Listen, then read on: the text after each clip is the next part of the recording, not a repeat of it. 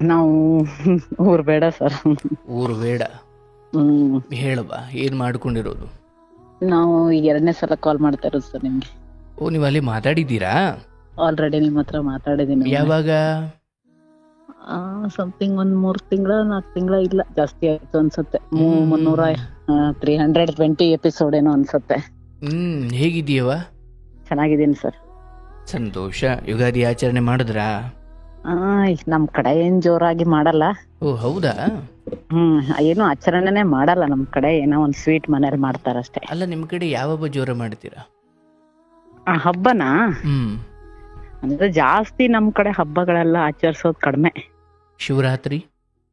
ಅಂದ್ರೆ ದೇವ್ರದ್ದೇನಾದ್ರು ಇದ್ರೆ ಮಾಡ್ತಾರೆ, ಪೂಜೆ ದೇವಸ್ಥಾನದಲ್ಲಿ ಆ ತರದ್ದೆಲ್ಲ ಮಾಡ್ತಾರೆ. ಮನೆಯೆಲ್ಲ ಆಚರಣೆ ಮಾಡೋದು ಕಡಿಮೆ. ಆಗ್ಲವ, ಸಂತೋಷ, ಒಳ್ಳೇದಾಗ್ಲಿ. ಕಾರ್ಯಕ್ರಮ ನೋಡ್ತಾ ಇರ್ತೀರಿ? ಖಂಡಿತ ನೋಡ್ತಾ ಇರ್ತೀನಿ. ಟೈಮ್ ಸಿಗಲ್ಲ, ಬಟ್ ಸಿಕ್ಕದವಾಗ ಎಲ್ಲೋ ಇದು ಆಡಿಯೋಗಳನ್ನ ಕೇಳ್ತಾ ಇರ್ತೀನಿ. ಎಲ್ಲರ ಸ್ಟೋರಿನೂ ಕೇಳ್ತಾ ಇರ್ತೀನಿ ಟೈಮ್ ಸಿಕ್ಕದವಾಗ. ಆಯ್ತು ತಾಯಿ, ಒಳ್ಳೇದಾಗ್ಲವ, ಶುಭವಾಗ್ಲಿ. ಅಂದರೆ ಅವ್ರ ಕತೆ ಯಾಕೆ ನಾನು ಮುಂದುವರಿಸಲಿಲ್ಲ ಅಂದರೆ, ಅವ್ರು ಅಲ್ಲಿ 2ನೇ ಸಾರಿ ಮಾತಾಡ್ತಿರೋದಲ್ವ, ಸೊ ಬಹುಶಃ ಅವ್ರಿಗೇನು ಮಾತಾಡಲಿಕ್ಕೆ ಇರಲಿಕ್ಕಿಲ್ಲ. ಹಾಗಾಗಿ ಬೇರೆಯವರಿಗೆ ಅವಕಾಶ ಸಿಗಲಿ ಅಂತ ನಾನು ಹಾಗೆ ಮಾಡಿದೆ. ಒಳ್ಳೇದಾಗಲಿ ತಾಯಿ. ಈಗ ಮುಂದಿನ ಕರೆ ತಗೊಳ್ಳೋಣ. ಹಲೋ, ಊಟ ಮಾಡ್ತಾ. ಹಲೋ, ನಮಸ್ತೆ. ನಮಸ್ತೆ ಸರ್. ನಮಸ್ತೆನವ್ವ, ಯಾರಿಗೆ ಊಟ ಮಾಡಿ ಅಂತಿದ್ದೀರಿ? ನನ್ನ ತಮ್ಮ ಸರ್ ಊಟ ಮಾಡ್ತಾ ಇದ್ದ. ಸರ್ ಒಂದ್ ನಿಮಿಷ ಇಕ್ಕ ಊಟ ಮಾಡ್ತಾರೆ. ಒಂದ್ 10 ನಿಮಿಷ ಬಂದೇ ಇರು. 10 ನಿಮಿಷ ಎಲ್ಲ ಆಗಲ್ಲ. ಹಲೋ, ಏನ್ ನಮ್ಮನ್ನು ಊಟ ಕರೀಲಿಲ್ವಲ್ಲವಾ? ನಿಮ್ದ ಆಗಿರುತ್ತೆ ಅಂತ ಹೇಳಿದ್ರು ಸರ್ ಅವತ್ತೆ. ಶಬಾಷ್. ಅಲ್ಲ, ನೀವು ಕರ್ದು ಕಣವ ನಮ್ದು ಆಯ್ತು ಅಂದ್ರೆ ಅದು ಬೇರೆ ಲೆಕ್ಕ. ನಿಮ್ದು ಆಗಿದೆ ಅಂತ ನೀವೇ ತಿಳ್ಕೊಂಬಿಟ್ರೆ ಅಲ್ಲ ಸರ್, ನಿಮ್ನ ಫಾಲೋ ಮಾಡ್ತಾ ಇರ್ತೀವಲ್ಲ, ಅದ್ರಿಂದ ಗೊತ್ತಾಗ್ಬಿಡುತ್ತೆ ಊಟ ಆಗಿರುತ್ತೆ ಇವ್ರದ್ದು. ಅವತ್ತು ಹೇಳಿದ್ರಲ್ಲ, ನಾವು 7 ಗಂಟೆ ಅಷ್ಟೆಲ್ಲ ಊಟ ಮಾಡಿ ಆಮೇಲೆ ಬರೋದು ಅಂತ. ಮತ್ ನಾನು ಇನ್ನೊಂದು ಹೇಳಿದ್ದೀನಿ, ಊಟಕ್ಕೆ ನೀವು ಮೊದ್ಲು ಕರೀರಿ, ಆಮೇಲೆ ಅವ್ರು ಊಟ ಮಾಡಿದ್ದಾರೆ ಅಂದ್ರೆ ಬಿಡಿ. ಹಂಗೆಲ್ಲ ಸರ್, ಕರೆದ್ರು ನೀವು ಬರಲ್ಲ, ಗೊತ್ತಲ್ಲ, ಅತಿ ಕರ್ದಿಲ್ಲ ಅಂದ್ರೆ ಕೃಷ್ಣ ಬರಲ್ಲ ಅಂತ ನೀವು ಕರೆಯೋದು ಬಿಡ್ತೀರಾ? ಎಂತ ಹಣೆ ಬರ ಮರ್ರೆ ಇದು. ಆಗ್ಲವಾ, ಒಳ್ಳೇದಾಗ್ಲಿ, ಬಹಳ ಖುಷಿ, ಸಂತೋಷ. ಕಾರ್ಯಕ್ರಮ ಯಾವಾಗ್ಲಿಂದ ನೋಡ್ತಿದ್ದೀರಿ? ಒಂದು ವರ್ಷದಿಂದ ನೋಡ್ತಾ ಇದ್ದೀನಿ ಸರ್. ಏನ್ ಮಾಡ್ಕೊಂಡಿರೋದು? ಸರ್ ನಾನು ವ್ಯವಸಾಯ ಮಾಡ್ತೀನಿ. Very good, very good. ವ್ಯವಸಾಯ. ಸಂತೋಷ, ಸಂತೋಷ. ಹೇಳುವ, ಏನಾದ್ರು ಹಂಚ್ಕೊಳ್ಳೋದಿದೆಯಾ? ಸರ್ ಹಂಚ್ಕೊಳ್ಳೋದು ಅಂತ ಅಂದ್ರೆ ಇದೊಂದು ಇಂಪಾರ್ಟೆಂಟ್ ವಿಚಾರ. ಏನಂತ ಅಂದ್ರೆ ನಾನೊಂದು ಸೊಲ್ಯೂಷನ್ ಕೇಳ್ಬೇಕು ನಿಮ್ಮ ಹತ್ರ. ಅದನ್ನೇ ಹಂಚಿಕೊಳ್ಳೋದು ಅಂತ ಕರೀತಾರೆ. ಹೌದೌದು. ಈಗ ನಿಮ್ ತಮ್ಮನಿಗೆ 15 ನಿಮಿಷ ಅಂದ್ಬಿಟ್ರಿ, ಮತ್ತೆ ಏನ್ ಸರ್ ಅಂದ್ರಲ್ಲ? ನಿಮ್ ತಮ್ಮನಿಗೆ 15 ನಿಮಿಷ ಅಂದ್ರಿ, ಅವ್ರೇನಾದ್ರು ಸಾರ್ ಬಿಟ್ಕೊಂಡಂಗ ಅನ್ನ ಇಕ್ಕೊಂಡು ಹಂಗೆ ಕೂತ್ಕೊಂಡ್ರೆ ಏನ್ ಮಾಡ್ತೀರಾ? ಹಾಕೊಟ್ಟಿದೀನಿ, ಇನ್ನೊಂದ್ಸಲ ಬೇಕಾದ್ರೆ ಹಾಕೊಳ್ಳಿ ಅಂತ ಹೇಳ್ಬಿಟ್ಟು ಬಂದ್ಬಿಟ್ಟೆ. ಆಗ್ಲಿ, ಆಯ್ತು, ಹೇಳುವ. ಅವತ್ತಿಂದಾನು ಈಗ ಒಂದು 15 ಡೇಸ್ ಇಂದಾನು ಬಾರಿ ಟ್ರೈ ಮಾಡ್ತಾ ಇದ್ದೆ. ಮನೇಲಿ ಯಾರು ಇಲ್ದಿರೋದಾಗ ಟ್ರೈ ಮಾಡ್ತಿದ್ದೆ ಮಾತಾಡ್ಬೇಕು ಅಂತ. ಇವತ್ ನೋಡಿ ಎಲ್ಲರೂ ಮನೇಲಿ ಮಾತಾಡಕ್ ಆಗಿಲ್ಲ, ಅದಕ್ಕೆ ಹೊರಗಡೆ ಬಂದೆ. ಎಲ್ಲಾರ್ನು ಓಡಿಸೋ ಪ್ಲಾನ್ ಏನಾದ್ರು ಇದೆಯಾ? ಹೌದು, ಯಾರು ಇಲ್ದೆ ಹೋದಾಗ ಮಾತಾಡ್ಬೇಕು ಅಂದಾಗ ಕಾಲ್ ರಿಂಗ್ ಆದ್ರೂ ಪಿಕ್ಕೇ ಮಾಡಲ್ಲ. ಯಾರು ಇದ್ದಾಗ್ಲೇನೆ ಕಾಲ್ ರಿಸೀವ್ ಆಗ್ಬಿಡ್ತದೆ. ಕೃಷ್ಣ, ಹೇಳುವ. ಆಯ್ತು, ಹೇಳುವ. ಸರ್ ಏನಿಲ್ಲ ಸರ್, ನಾನು ನಿಮ್ಮ ಹತ್ರ ಹೇಳ್ಕೊಂಡಿದ್ದೆ. ಏನಂತಂದ್ರೆ ನಮ್ ಗಂಡನೂ ತೀರ್ಕೊಂಡಿದ್ದಾರೆ, ಮತ್ತೆ ನಮ್ಮ ಅತ್ತೆ ಮಾವ ಅವ್ರು ಯಾರು ಇಲ್ಲ ಸರ್, ಎಲ್ಲ ತೀರ್ಕೊಂಡಿದ್ದಾರೆ. 2 ಮಕ್ಕಳು ನನ್ ಜೊತೆ ಬಿಟ್ರೆ. ನಾನ್ ನಿಮ್ಮ ಹತ್ರ ಒಂದ್ಸಲ ಮಾತಾಡಿದೆ. ಅಂದ್ರೆ ಈ ಸಲ ಮಾತಾಡಕ್ ಏನಂದ್ರೆ ಸರ್, ನಂಗೊಂದು ಸೊಲ್ಯೂಷನ್ ಬೇಕು ಸರ್. ನನ್ಗೆ ಏನ್ ಮಾಡ್ಬೇಕು ಅನ್ನೋದೇ ಗೊತ್ತಾಗ್ತಿಲ್ಲ. ಸರ್ ನಾನು ಅಲ್ಲೇ 1 ವರ್ಷದಿಂದನೇ ಮಾತಾಡಿದೆ ನಿಮ್ಮ ಹತ್ರ. ಅಂದ್ರೆ ಸರ್, ಇದು ನಾನ್ ಮಾತಾಡಿದ್ರೆ ಏನೋ ನನ್ನ ಕಷ್ಟ ಸುಖ ಹೇಳ್ಕೋಬೇಕು ಅಂತ ಏನಲ್ಲ ಸರ್, ಇದು ಅತಿರೇಕ ಕೊಂಡೋಗ್ಬಿಟ್ಟೈತೆ ಸರ್ ಇದು. ಅದಕ್ಕೆ ನಾನು ಜಾಸ್ತಿ ಹೊತ್ತೇನು ಡಿಸ್ಟರ್ಬ್ ಮಾಡಲ್ಲ ಸರ್. ಒಂದ್ 10 to 20 ಮಿನಿಟ್ಸ್ ಅಷ್ಟೇ. ಸ್ವಲ್ಪ ಮೊದಲಿಂದ ಹೇಳುವ ಸರ್. ನಾನು ನಿಮ್ಮ ಹತ್ರ ಒಂದ್ಸಲ ಹೇಳಿದೆ ನೋಡಿ, ನಮ್ಮ ಯಜಮಾನ್ರು ತೀರ್ಕೊಂಡವ್ರೆ, ಮತ್ತೆ ನಮ್ಮ ಅತ್ತೆ ಮಾವ ಅವ್ರೆಲ್ಲಾರು ತೀರ್ಕೊಂಡವ್ರೆ, ಎಲ್ಲ ಸೂಸೈಡ್ ಮಾಡ್ಕೊಂಡೆ ತೀರ್ಕೊಂಡ್ರು ಅಂತ ಹೇಳಿದೆ ನಾನು ನಿಮ್ಮ ಹತ್ರ ಒಂದ್ಸಲ. ಓಹೋ, ಈ ರಾತ್ರಿ ಮಾವರು ಬರ್ತಾರೆ ಅಂದ್ರಲ್ಲ, ಅವರ? ಹೌದು ಸರ್, ಹೌದು. ಅದೇ ನಮ್ಮ ಮಾವನೇ ಒಂದ್ಸಲ ಕನ್ಸಲ್ ಅಂತಲ್ಲ ಸರ್, ನಮ್ಮ ಮಾವನೇ ಒಂದ್ಸಲ ನನ್ ಮೇಲೆ ಕೆಟ್ಟ ದೃಷ್ಟಿಯಿಂದ ನೋಡ್ಕೊಂಡು ರೂಮ್ ಹತ್ರ ಬಂದಿದ್ರು ಅಂತ ಹೇಳಿದೆ ನೋಡಿ. ಅಂದ್ರೆ ಸತ್ತ ಮೇಲೆ? ಇಲ್ಲ ಸರ್, ಬದುಕಿದಾಗ್ಲೇನೆ ನಮ್ಮ ಮಾವ ನಮ್ಮನೆಯವ್ರು ಇದ್ದಾಗ್ಲೇನೆ ಅವರೆಲ್ಲ ಹೊರಗಡೆ ಹೋಗಿದ್ರು. ನಾನ್ ರೂಮಲ್ಲಿ ಮಲಗಿದೆ, ಅವಾಗ ಬಂದ್ ರೂಮ್ ಹತ್ರ ನಿಂತ್ಕೊಬಿಟ್ಟಿದ್ರು. ಅವಾಗ ಅದೊಂದ್ ಸ್ವಲ್ಪ ಅವಾಗ ಗಂಡ ಅಂತಂದ್ರೆ ಗಂಡಂಗ್ ವಿಚಾರ ಎಲ್ಲ ತಿಳಿಸಿದ್ಮೇಲೆ ನನ್ನೇ ಊರು ಕರ್ಕೊಂಡೋಗಿ ಬಿಟ್ಬಿಟ್ಟಿದ್ರು ಅವರು. ಒಂದ್ ಸ್ವಲ್ಪ ದಿನ ಊರಲ್ಲಿರು, ಆಮೇಲೆ ಎಲ್ಲ ಸರಿ ಆಯ್ತದೆ. ನಮ್ಮ ಮಾವ ಅಲ್ಲ, ನಮ್ ಗಂಡ ಕರ್ಕೊಂಡೋಗಿದ್ರು.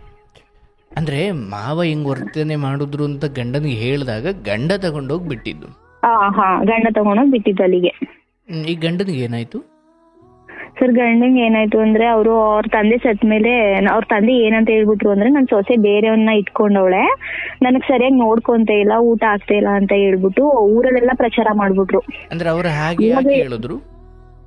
ಸರ್, ಯಾಕೆ ಹೇಳಿದ್ರು ಹಾಗೆ ಅಂದ್ರೆ, ನನ್ ಮದ್ವೆಕ್ಕಿಂತ ಮುಂಚೆನೆ ನಮ್ಮ ಅತ್ತೆ ಸೂಸೈಡ್ ಮಾಡ್ಕೊಂಡ್ ತೀರೋಗಿದ್ರು. ನಮ್ಮ ಮಾವನ್ಗೆ ಏನು ಅಂತಂದ್ರೆ ಹೆಂಡತಿ ಮೇಲೂ ಸೇಮ್ ಅನುಮಾನ. ಮನೆಗೆ ಯಾರಾದ್ರೂ ಬರಂಗಿಲ್ಲ, ಒಂದೊಟ್ಟು ಟೀ ಕೊಡಂಗೆ, ಈಗ ನಾನು ನಿನ್ ಜೊತೆ ಮಾತಾಡ್ತಾವಿ ಒಬ್ರ ಜೊತೆ ಅಂದ್ರೂ ಅವ್ರ ಮೇಲೆ ಸಂಬಂಧ ಕಟ್ಬಿಡೋದು ಮಾವ. ನಮ್ಮ ಮಾವ ಈ ತರ ಆಯ್ತು. ಇದೇ ತರ ಆಗ್ಬಿಟ್ಟು ಅವ್ರು ಏನ್ ಮಾಡಿದ್ರು, ನಮ್ಮ ಮಾವನ ಸ್ವಲ್ಪ ಸಾಲ ಮಾಡ್ಕೊಂಡು, ಎಕ್ಸ್ಟ್ರಾ ಅವ್ರದೇ ಸಾಲ ಮಾಡ್ಕೊಂಡು ಅವ್ರು ಸೂಸೈಡ್ ಮಾಡ್ಕೊಂಡು ಸತ್ತೋಗ್ಬಿಟ್ರು. ಮಾವನು ಸೂಸೈಡ್ ಮಾಡ್ಕೊಂಡು ಸತ್ತೋದ್ರು. ಅಂದ್ರೆ ಅದು ಮನೆಯಲ್ಲಿ ಎರಡನೇ ಸೂಸೈಡ್? ಎರಡನೇ ಸೂಸೈಡ್ ಸರ್ ಅದು. ಅವಾಗ ಸಾಯೋ ಮುಂಚೆ ಎಲ್ಲಾರ ಹತ್ರನು ಹೇಳ್ಕೊ ಬಂದ್ಬಿಟ್ರು, ಸಾಲಕ್ಕಾಗಿ ಸತ್ತೋಯ್ತೀನಿ ಅಂತಂದ್ರೆ ಅವ್ರ ಮರ್ಯಾದೆ ಉಂಟೋಗುತ್ತೆ ಅಂತ ಹೇಳ್ಬಿಟ್ಟು, ನನ್ ಸೊಸೆಯಿಂದಾನೇ ಸತ್ತು ಹೋಗ್ತಾವ, ನನ್ ಸೊಸೆ ಸರಿಯಾಗಿ ನೋಡ್ಕೋತಾ ಇಲ್ಲ, ನನ್ಗೆ ಸರಿಯಾಗಿ ಇದ್ ಮಾಡ್ತಾ ಇಲ್ಲ ಅಂತ ಹೇಳ್ಬಿಟ್ಟು ನನ್ ಮೇಲೆ ಒರ್ಸ್ಬಿಟ್ರು. ಅಂದ್ರೆ ನೀವು ಅವರನ್ನ ಸತ್ಕಾರ ಮಾಡ್ತಿರ್ಲಿಲ್ವ ನೀವು? ಅಯ್ಯೋ ಸರ್, ಖಂಡಿತವಾಗ್ಲೂ ಮಾಡ್ತೀವಿ ಸರ್. ನಾನು ಏನಂದ್ರೆ ಅವ್ರಿಗೊಂದು ಆಕ್ಸಿಡೆಂಟ್ ಆಗಿ ಕಾಲ್ ಮುರಿದು ಹೋಗ್ಬಿಟ್ಟಿತ್ತು ಸರ್. ಅವ್ರಿಗೆ ಪ್ಲಾಸ್ಟಿಕ್ ಕಾಲಿತ್ತು, ಒಂದ್ 10 ವರ್ಷನೇ ಆಗಿತ್ತಂತೆ ಕಾಲ್ ಮುರಿದೋಗಿ. ಸರ್, ನನ್ನ ತಂದೆ ಅಂತಾನೆ ನಾನ್ ಟ್ರೀಟ್ ಮಾಡ್ಕೊಂಡು ನೋಡ್ಕೊಂತಿದ್ವಿ. ಅದು ಅಲ್ದೆ ನನ್ ಗಂಡನೂ ಹೇಳ್ತಿದ್ರು ಒಂದೊಂದ್ಸಲ ಅವ್ರು ಆಡೋದ್ ನೋಡಿ, ಇಷ್ಟೊಂದು ನಿನ್ ಬಗ್ಗೆ ಊರಲ್ಲೆಲ್ಲ ಹೇಳ್ಕೊ ಬಂದವ್ರೆ, ಅಂತವ್ರಿಗೆ ನಿನ್ ಊಟನೇ ಹಾಕಡ ಮನೇಲಿ ಅಂತ ಹೇಳ್ತಿದ್ರು. ನಮ್ಮ ಅಪ್ಪ ಅಮ್ಮ ಏನ್ ಹೇಳೋರು ಅಂದ್ರೆ, ಇನ್ನೇನ್ ಮಾಡ್ತಿ, ಹೆಂಡತಿ ಇಲ್ಲ ಯಾರಿಲ್ಲ, ನಿಮ್ಮನ್ ಬಿಟ್ರೆ ಯಾರು ಗತಿ ಇದ್ದಾರು, ಮಾಡ್ಕೊಂಡು ಹೋಗು ಅಂತ ಹೇಳ್ತಿದ್ರು. ಸರಿ ಆಯ್ತು ಅಂದ್ಬಿಟ್ಟು ನಾನು ಮಾಡ್ಕೊಂಡು ಹೋಗ್ತಾ ಇದೆ ಸರ್ ಹಂಗೇನೆ. ಅಂದ್ರೆ ಮಾವ ಹಾಗೆ ಹೇಳಲಿಕ್ಕೆ ಈ ಹಿಂದೆ ನಿಮ್ ಬಗ್ಗೆ ಸ್ವಲ್ಪ ಕೆಟ್ಟ ದೃಷ್ಟಿ ಇತ್ತಲ್ಲ? ಹೌದೌದು ಸರ್, ವಿರೋಧ ಮಾಡಿದ್ದಕ್ಕೆ ಹಾಗೆ ಹೇಳಿದ್ದ. ಅದನ್ನ ವಿರೋಧ ಮಾಡಿದ್ರೆ ಸ್ವಲ್ಪ ಜಗಳನೂ ನಡೆದ್ಬಿಡ್ತು ಮನೇಲಿ. ಅಂದ್ರೆ ಅವರ ಇಚ್ಛೆಯಂತೆ ನೀವು ಇಲ್ಲ ಅನ್ನೋದೇ ಈ ರೀತಿ ಅಪಪ್ರಚಾರಕ್ಕೆ ಕಾರಣ ಅಂತ? ಹೌದೌದು, ಈ ತರ ಕಾರಣ ಆಗ್ಬಿಟ್ಟು ಸರ್ ಅದು. ಇವ್ರು ನಮ್ಮ ಯಜಮಾನ್ರು ಏನ್ ಮಾಡಿದ್ರು ಅಂದ್ರೆ, ಅವ್ರ ಅಪ್ಪ ಸತ್ ಮೇಲೆ ಊರಲ್ಲೆಲ್ಲ ಜನ ಏನೇನೋ ಮಾತಾಡಕ್ ಆದ್ರಲ್ಲ, ಇವ್ರು ಸ್ವಲ್ಪ ಕುಡಿಯೋದಕ್ಕೆ ಅಡಿಕ್ಟ್ ಆಗ್ಬಿಟ್ರು ಸರ್. ನನಗ್ ತೋರ್ಸ್ಕೊಳ್ಳೇ ಇಲ್ಲ, ಹೆವಿ ಕುಡಿಯೋದಕ್ಕೆ ಅಡಿಕ್ಟ್ ಆಗಿ ಇವ್ರುನು ಒಂದ್ಸಲ ನಮ್ಮಿಬ್ರು ಮಧ್ಯೆ ಜಗಳ ನಡೀತಾ ಇತ್ತು, 1000 ಹೋಗ್ತಾ ಇತ್ತು ಬರ್ತಾ ಇತ್ತು.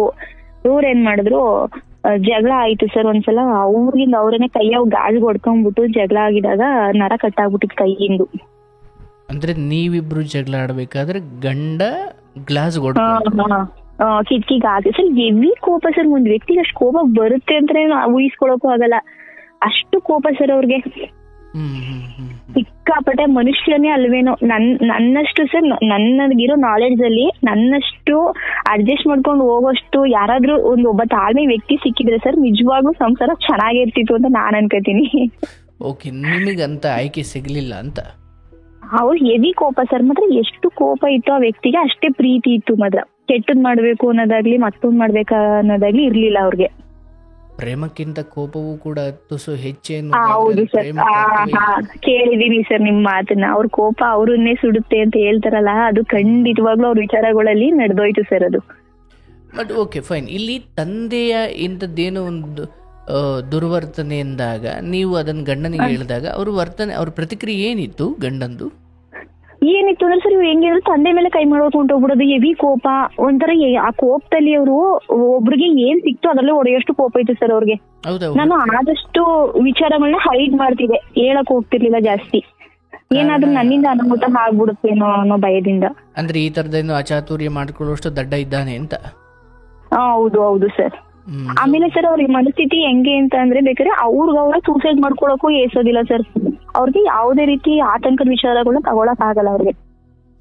BP ತರ? ಆ ತರ ಆಗ್ಬಿಡ್ತು. ಸರ್ ಆ ತರ. ಆಯ್ತು. ನಿಮ್ಮ ಅವ್ವ ತೀರೋದ್ಮೇಲೆ ಅದಾದ್ಮೇಲೆ ಗಂಡ ಸ್ವಲ್ಪ ಕುಡಿಯೋಕೆ ಅಡಿಕ್ಟ್ ಆದ್ರು, ಬಟ್ ನಿಮಗೆ ಆರಂಭದಲ್ಲಿ ಅದು ಗೊತ್ತಾಗ್ಲಿಲ್ಲ. ಗೊತ್ತಾಗ್ಲಿಲ್ಲ ಸರ್. ನಾನು ಆಮೇಲೆ ಬೇರೆಯವ್ರು ನನ್ಗೆ ಹೇಳಿದ್ರು ಒಂಥರ ನನ್ ಏನಂತಂದ್ರೆ ನನ್ ಗಂಡನ ಹೊರಗಡೆ ಬಿಟ್ಕೊಡ್ಬಾರ್ದು ಅನ್ನೋದು ನನ್ನಲ್ಲಿ ಇತ್ತು ಸರ್. ಅದು ಜಾಸ್ತಿ ಓಕೆ. ನಾನು ಯಾರ ಹತ್ರನೂ ನನ್ ಗಂಡ ಕುಡಿಯಲ್ಲ, ನೀವೇ ಸುಳ್ಳು ಹೇಳ್ತೀರಾ ಅಂತ ಅವ್ರ ಹತ್ರ ಎಲ್ಲ ಇದ್ ಮಾಡ್ತಿದ್ದೆ ನಾನು.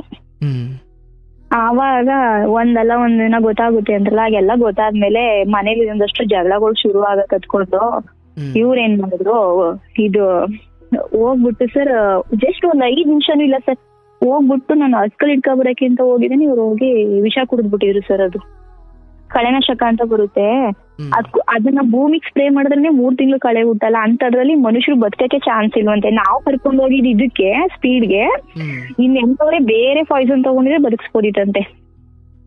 ಆ ಪಾಯ್ಸನ್ ಕುಡಿದಿರೋದು ಯಾವ ವ್ಯಕ್ತಿನೂ ಬದುಕೇ ಇಲ್ವಂತೆ ಆ ಹಾಸ್ಪಿಟ್ಲಲ್ಲಿ.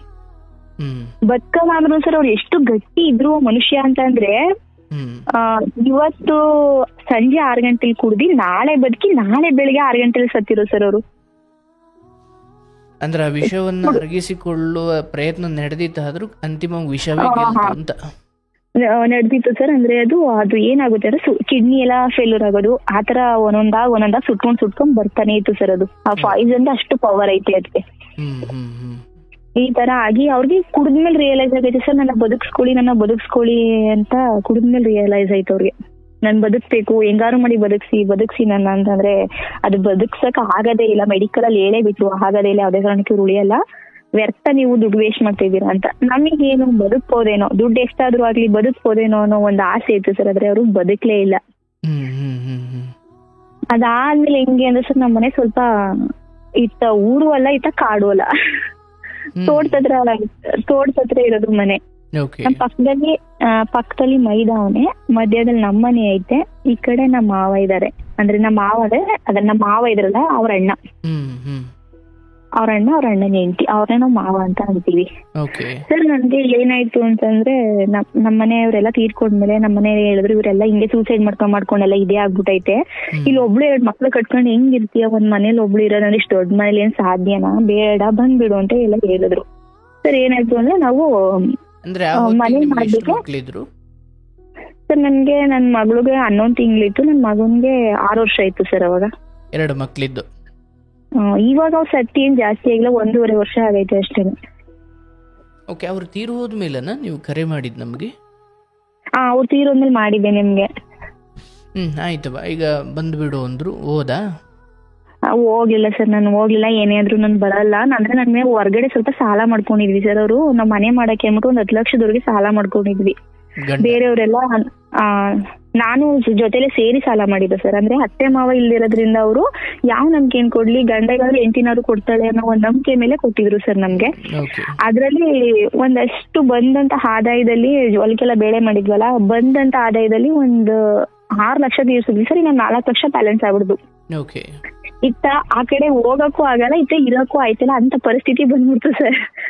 ಸರ್ ಏನು ಅಂತಂದ್ರೆ, ಸತ್ತೋರ್ದು ನೆಮ್ಮದಿ ಸರ್, ಬದುಕಿರ್ತಾರಲ್ಲ ಅವ್ರದಂತ ನರ್ಕ ನಿಜವಾಗ್ಲೂ ತುಂಬಾ ಕೆಟ್ಟದು, ಬದುಕಿರೋರ್ ನರ್ಕ. ಇತ್ತ ಗಂಡ ಸತ್ತೋದ ಅಂತ ಯೋಚನೆ ಮಾಡ್ಲಾ, ಇತ್ತ ನನ್ ಮಕ್ಳು ಸ್ಕೂಲ್ ಸೇರ್ಸ್ಬೇಕು ಅಂತ ಯೋಚನೆ ಮಾಡ್ಲಾ, ಅಥವಾ ಇತ್ತ ಸಾಲ ತೀರ್ಸ್ಲಾ ಅಂತ ಯೋಚನೆ ಮಾಡ್ಲಾ.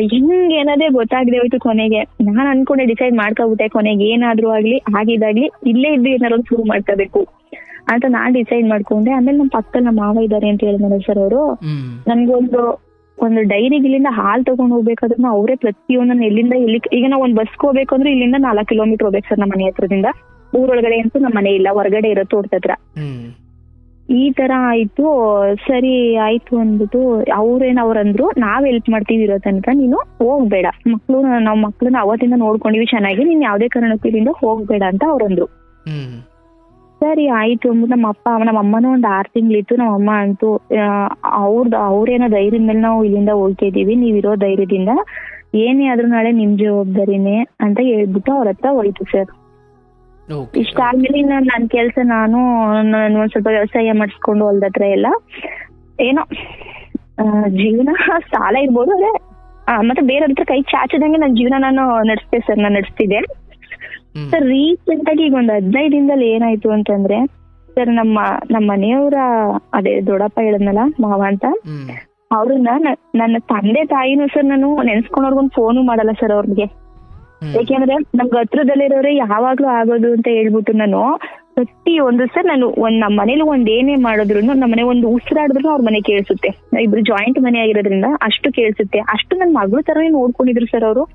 ಅದು ಅಲ್ಲದೆ ನಾನು ಅವ್ರ ತಂದೆ ತಾಯಿ ಅಂತಾನೆ ನಾನು ಅನ್ಕೊಂಡಿದ್ದು, ಬೇರೆ ಅವರು ನಾವು ಬೇರೆ ಅಂತ ನಾವ್ ಯಾವಾಗ್ಲೂ ಅನ್ಕೊಂಡಿರ್ಲಿಲ್ಲ ಸರ್. ಏನಾದ್ರು ಈ 15 ದಿನದಲ್ಲಿ ಅಂತ ಅಂದ್ರೆ 15 ದಿನಕ್ಕೆ ಮುಂಚೆ 6 ತಿಂಗಳಲ್ಲಿ ಒಂದು ಕೇಸ್ ಆಗಿತ್ತು ಸರ್. ಅಂದ್ರೆ ನಮ್ಮ ಅತ್ತೆ ಅಂತ ಇನ್ನೊಬ್ರು ಅತ್ತೆ ಅಂತ ಹೇಳಿದ್ನಲ್ಲ, ಅದೇ ನಮ್ಮ ಮಾವ ಅತ್ತೆ ಅಂತ ಹೇಳಿದ್ನಲ್ಲ, ಅವರು ಅವ್ರ ತಾಯಿ ಮನೆಗೆ ಹೋಗಿರ್ತಾರೆ. ಈ ಕಡೆ ನಮ್ಮ ಐದನ್ ಮನೆ ಎಲ್ಲೋ ಹೊರಗಡೆ ಹೋಗಿರ್ತಾರೆ ಸರ್. ಅವ್ರು ಇರಲ್ಲ, ಫಂಕ್ಷನ್ ಇದೆ ಅಂದ್ಬಿಟ್ಟು ಹೊರಗಡೆ ಹೋಗಿರ್ತಾರೆ. ಇಲ್ಲಿ ಮನೆ ಹತ್ರ ನಾನು ಒಬ್ಳೇ ಇರ್ತೀನಿ, ನನ್ನ ಮಕ್ಳನ್ನು ನಮ್ಮ ಐದನ್ ಮನೆ ಕರ್ಕೊಂಡು ಹೊಂಟೋಗಿರ್ತಾರೆ ಫಂಕ್ಷನ್ಗೆ ಅಂತ ಹೇಳ್ಬಿಟ್ಟು. ಸರ್ ಇವ್ರ ನಮ್ಮ ಮಾವಂಗೆ ಊಟ ಹಾಕೊಟ್ಟೆ, ನಮ್ಮ ಅತ್ತೆ ಇರ್ಲಿಲ್ವಲ್ಲ, ಬನ್ನಿ ಊಟ ಅಂತ ಹೇಳ್ಬಿಟ್ಟು ಊಟ ಹಾಕೊಟ್ಟೆ, ಟೀನೇ ಮಡಿಕೊಟ್ಟೆ. ನೀರ್ ಕೇಳಿದ್ರು ಒಂಥರ ಕೈನ ಟಚ್ ಮಾಡಿದ್ರು ಸರ್. ಹಂಗೇನೆ ನನ್ಗೆ ಫೀಲ್ ಆಯ್ತು, ಟಚ್ ಮಾಡಿ ಫೀಲ್ ಆಯ್ತು. ನಾನು ಯಾಕೋ ಒಂಥರ ಡೌಟ್ ಬರಕ್ ಶುರು ಆಗ್ಬಿಡ್ತು. ಸರಿ ಆಯ್ತು ಅಂದ್ಬಿಟ್ಟು ಊಟ ಇಟ್ಬಿಟ್ಟು ಅವ್ರು ಹೊರಗಡೆ ಹೋದ್ರು. ನಾನೇನ್ ಮಾಡಿದೆ, ಡೋರ್ ಹಾಕೊಂಡೆ ಒಳಗಡೆ, ಡೋರ್ ಹಾಕೊಂಡು ಹಿಂದೆ ಮುಂದೆ ಡೋರ್ ಹಾಕೊಂಡು ಒಳಗಡೆನೆ ಇದ್ದೆ. ಮತ್ತೆ ಏನ್ ಮಾಡಿದ್ರು, ಚೈತ್ರ ಹೇಳ್ಬಿಟ್ಟೆ, ಮತ್ತೆ ಬಂದು ಡೋರ್ ತಟ್ತಾ ಇದ್ರು, ಕೇಳ್ತಾ ಇದ್ರು ನನ್ನನ್ನ. ನಾನು ಮಾತಾಡ್ಲಿಲ್ಲ. ನನ್ಗೆ ಏನಕ್ಕೋ ಅನುಮಾನ ಬಂದ್ಬಿಟ್ಟು, ಇಷ್ಟು ದಿನ 6 ತಿಂಗಳಿಂದ ಇಲ್ದಿರುವಂತ ವ್ಯಕ್ತಿ ವರ್ತನೆ ಇವಾಗ ಬದಲಾಗ್ತೈತೆ ಅಂದ್ರೆ ನಂಗೆ ನಿಜವಾಗ್ಲೂ ಹೇಳಿ ಡೌಟ್ ಬಂದ್ಬಿಟ್ಟು ನಾನ್ ಮಾತಾಡ್ಲಿಲ್ಲ. ಅದಲ್ದೆ ಸರ್ ನಮ್ ಹಿಂದೆ ಬಾಗಿಲಿಂದ ಯಾವಾಗ್ಲೂ ಬರಲ್ಲ ಸರ್, ಯಾವಾಗ್ಲೂ ಬಂದ್ ನಮ್ ಹಿಂದೆ ಬಾಗಿಲು ತಟ್ಟೇ ಇಲ್ಲ. ನಮ್ ಹಿಂದೆ ಬಾಗಿಲಿಂದ ಬಂದು ಬಾಗಿಲು ತಟ್ಟಿದ್ರು. ನನ್ಗೆ ಏನಕ್ಕೋ ಸಿಕ್ಕಾಪಟ್ಟೆ ಅನುಮಾನ ಬಂದು, ಯಾಕೋ ಮನೇಲಿ ಇದ್ರೆ ಸರಿ ಆಗಲ್ಲ, ಯಾರು ಇಲ್ಲ ಇಲ್ಲಿ ಅಂತ ಹೇಳ್ಬಿಟ್ಟು ನಾನು ಏನ್ ಮಾಡಿದೆ, ಮುಂದೆ ಬಾಗಿಲಿನ ಡೋರ್ ಲಾಕ್ ಮಾಡ್ಕೊಂಡು ಹೊಲ್ದ ಹತ್ರ ಹೊಂಟೋಗ್ಬಿಟ್ಟೆ. ಅಂದ್ರೆ ಹೊಲ ಬೇರೆ ಮನೆ ಬೇರೆ, ಅಂದ್ರೆ ಹೊಲದಲ್ಲಿ ಮನೆ ಇರೋದಲ್ವಾ? ಹೊಲ್ದತ್ರನೇ ಮನೆ ಇರೋದು, ಅಂದ್ರೆ ರೋಡ್ ಐತೆ, ರೋಡಲ್ಲಿ ವೆಹಿಕಲ್ಸ್ ಓಡಾಡ್ತವೆ. ಬೇರೆ ಹೊಲದಾಗ ಹೋಗಿದ್ದು?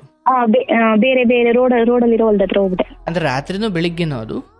ಸರ್ ಬೆಳಿಗ್ಗೆ ಹೋಗ್ತೇನೆ, ಒಂದು 12 ಗಂಟೆ 1 ಗಂಟೆಲಿ. ಬೆಳಿಗ್ಗೆ ಹೋಗ್ತೇನೆ, ಅಂದ್ರೆ ರೋಡಲ್ಲಿ ಅಂದ್ರೆ ಜನಗಳು ಓಡಾಡ್ತಾ ಇರ್ತಾರಲ್ಲ ಬೈಕಲ್ಲಿ. ಸರಿ ಆಯ್ತು ಅಂದ್ಬಿಟ್ಟು ಹೊಲತ್ರ ಹೊಂಟೋಗ್ಬಿಟ್ಟೆ. ಅದಾದ್ಮೇಲೆ 3 ಗಂಟೆಗೆ ನಮ್ಮ ಅತ್ತೆ ಬಂದ್ರು. ಅಷ್ಟರಲ್ಲಿ ನಾನ್ ಕೇಳ್ದೆ, ಏನಕ್ಕೆ ಕೂಗ್ತಿದ್ರಲ್ಲ ಏನಕ್ಕೆ ಅಂತ ಅಂದ್ರೆ, ಏನಿಲ್ಲ ಅಂತ ಅಂದ್ರು. ಸರ್ ನಾನು ಅದನ್ನ ಯಾವ ತರ ತಗೊಂಡಿದ್ರೆ, ಈಗ ಇಂಥ ವಿಚಾರನ ಸರ್ ಒಬ್ರ ಮೇಲೆ ಅಪವಾದ ಹೊರಿಸೋದು ಅಷ್ಟು ಸುಲಭ ಅಲ್ಲ. ಏನೋ ಕುಡ್ದಿರೋ ಇದ್ರಲ್ಲಿ ಏನೋ ಮಿಸ್ ಆಗಿ ಕೂಗಿರ್ಬೋದೇನೋ, ನಾನೇನಕ್ಕೆ ತಪ್ಪಾಗಿ ತಿಳ್ಕೊಳ್ಳಿ ಅಂದ್ಬಿಟ್ಟು ನಾನು ಸುಮ್ನಾಗ್ಬಿಟ್ಟೆ. ಅದಾದ್ಮೇಲೆ ಸರ್ ಅದು ಆಗಿ ಒಂದು 4-5 ತಿಂಗಳಾಯ್ತು. ಚೆನ್ನಾಗೇ ಇದ್ರು ಸರ್, ಏನೂ ಇಲ್ಲ. ನನ್ನ ಹೊರಗಡೆ ಕರ್ಕೊಂಡು ಹೋಗೋದಾಗ್ಲಿ, ನಾನು ಎಲ್ಲಾರು ಹೋಗ್ಬೇಕು ಅಂದ್ರೆ ಬಿಟ್ಕೊಡೋದಾಗ್ಲಿ ಬಸ್ ಹತ್ರ, ಇದೆಲ್ಲ ಪ್ರತಿಯೊಂದ್ ಕೆಲ್ಸನೂ ಮಾಡ್ತಿದ್ರು ಸರ್. ಸರ್ ಈಗ ಒಂದ್ 15 ದಿನದಲ್ಲಿ ಹೊರಗಡೆ ಒಂದ್ ಅಕ್ಕಿ ಮೂಟೆ ಇರುತ್ತೆ.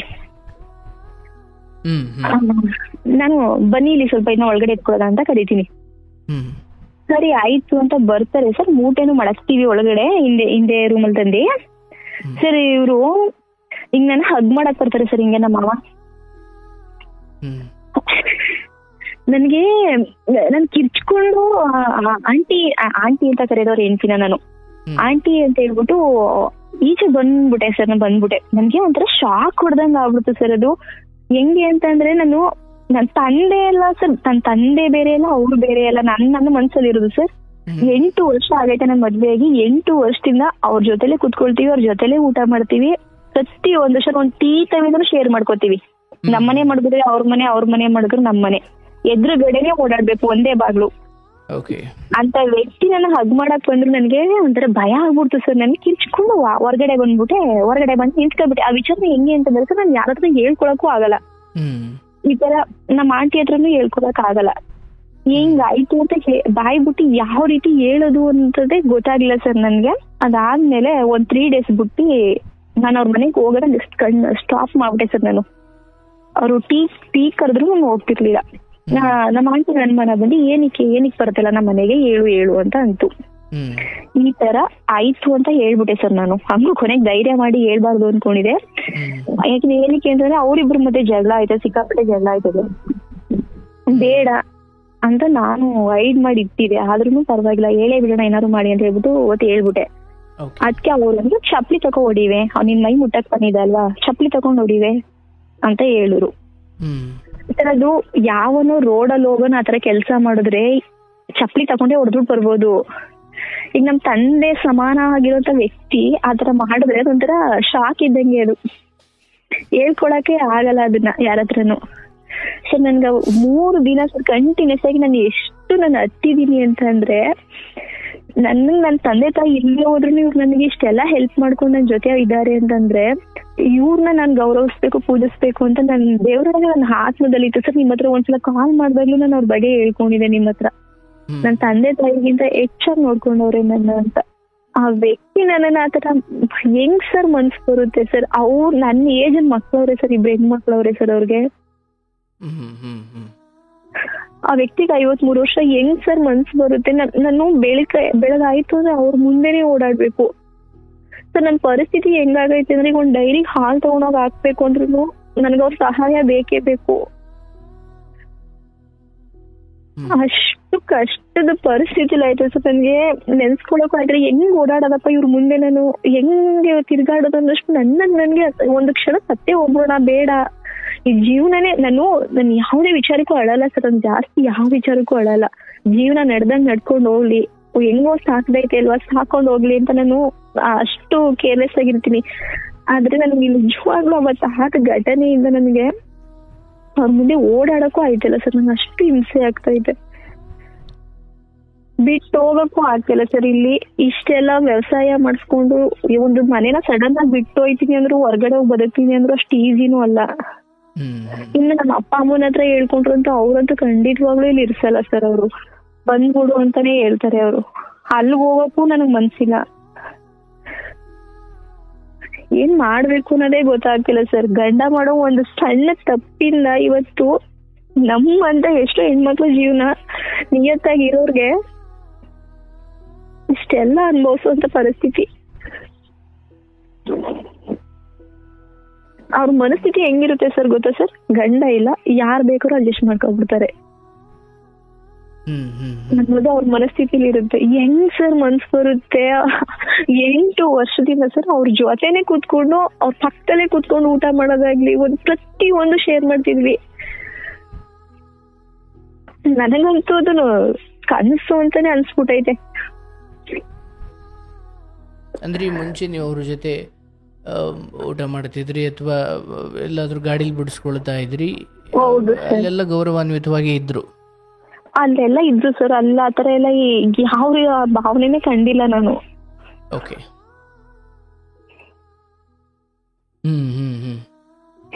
ಅದು ಅಲ್ದೆ ಸರ್, ಅವತ್ತು ಅಂದ್ರೆ ನಾನೊಂದು ಲೋನ್ಗೆ ಅಪ್ಲೈ ಮಾಡಿದೆ ಸರ್. ಆ ಲೋನ್ಗೆ ನನ್ಗೆ ನಾಮಿನಿ ಯಾರು ಇಲ್ಲದೆ ಇರೋದ್ರಿಂದ ಲೋನ್ ಕೊಡಲ್ಲ ಸರ್ ನನ್ಗೆ.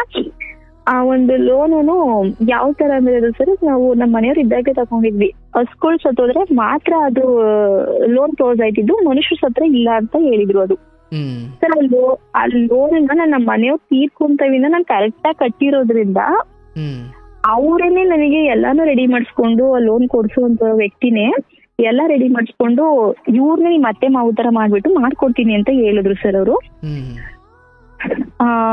ಇವ್ರ ಸೈನ್ ಬೇಕಿತ್ತು ಸರ್ ಒಂದು. ನಮ್ಮ ಮಾವನ್ ಸೈನ್ ಬೇಕಿತ್ತು. ನಮ್ಮ ಆಂಟಿ ಹತ್ರ ಹೇಳ್ದೆ ಒಂದು ಸೈನ್ ಹಾಕಕ್ಕೆ ಹೇಳು ಅಂತ. ನಾನೇ ಕರಿಬೇಕಿತ್ತಂತೆ ಸರ್ ಹೋಗಿ ಅಂತ ವ್ಯಕ್ತಿನ. ಹೇಗ್ ಸರ್ ಬಾಯಿ ಬಿಟ್ಟು ಕರೀಲಿ?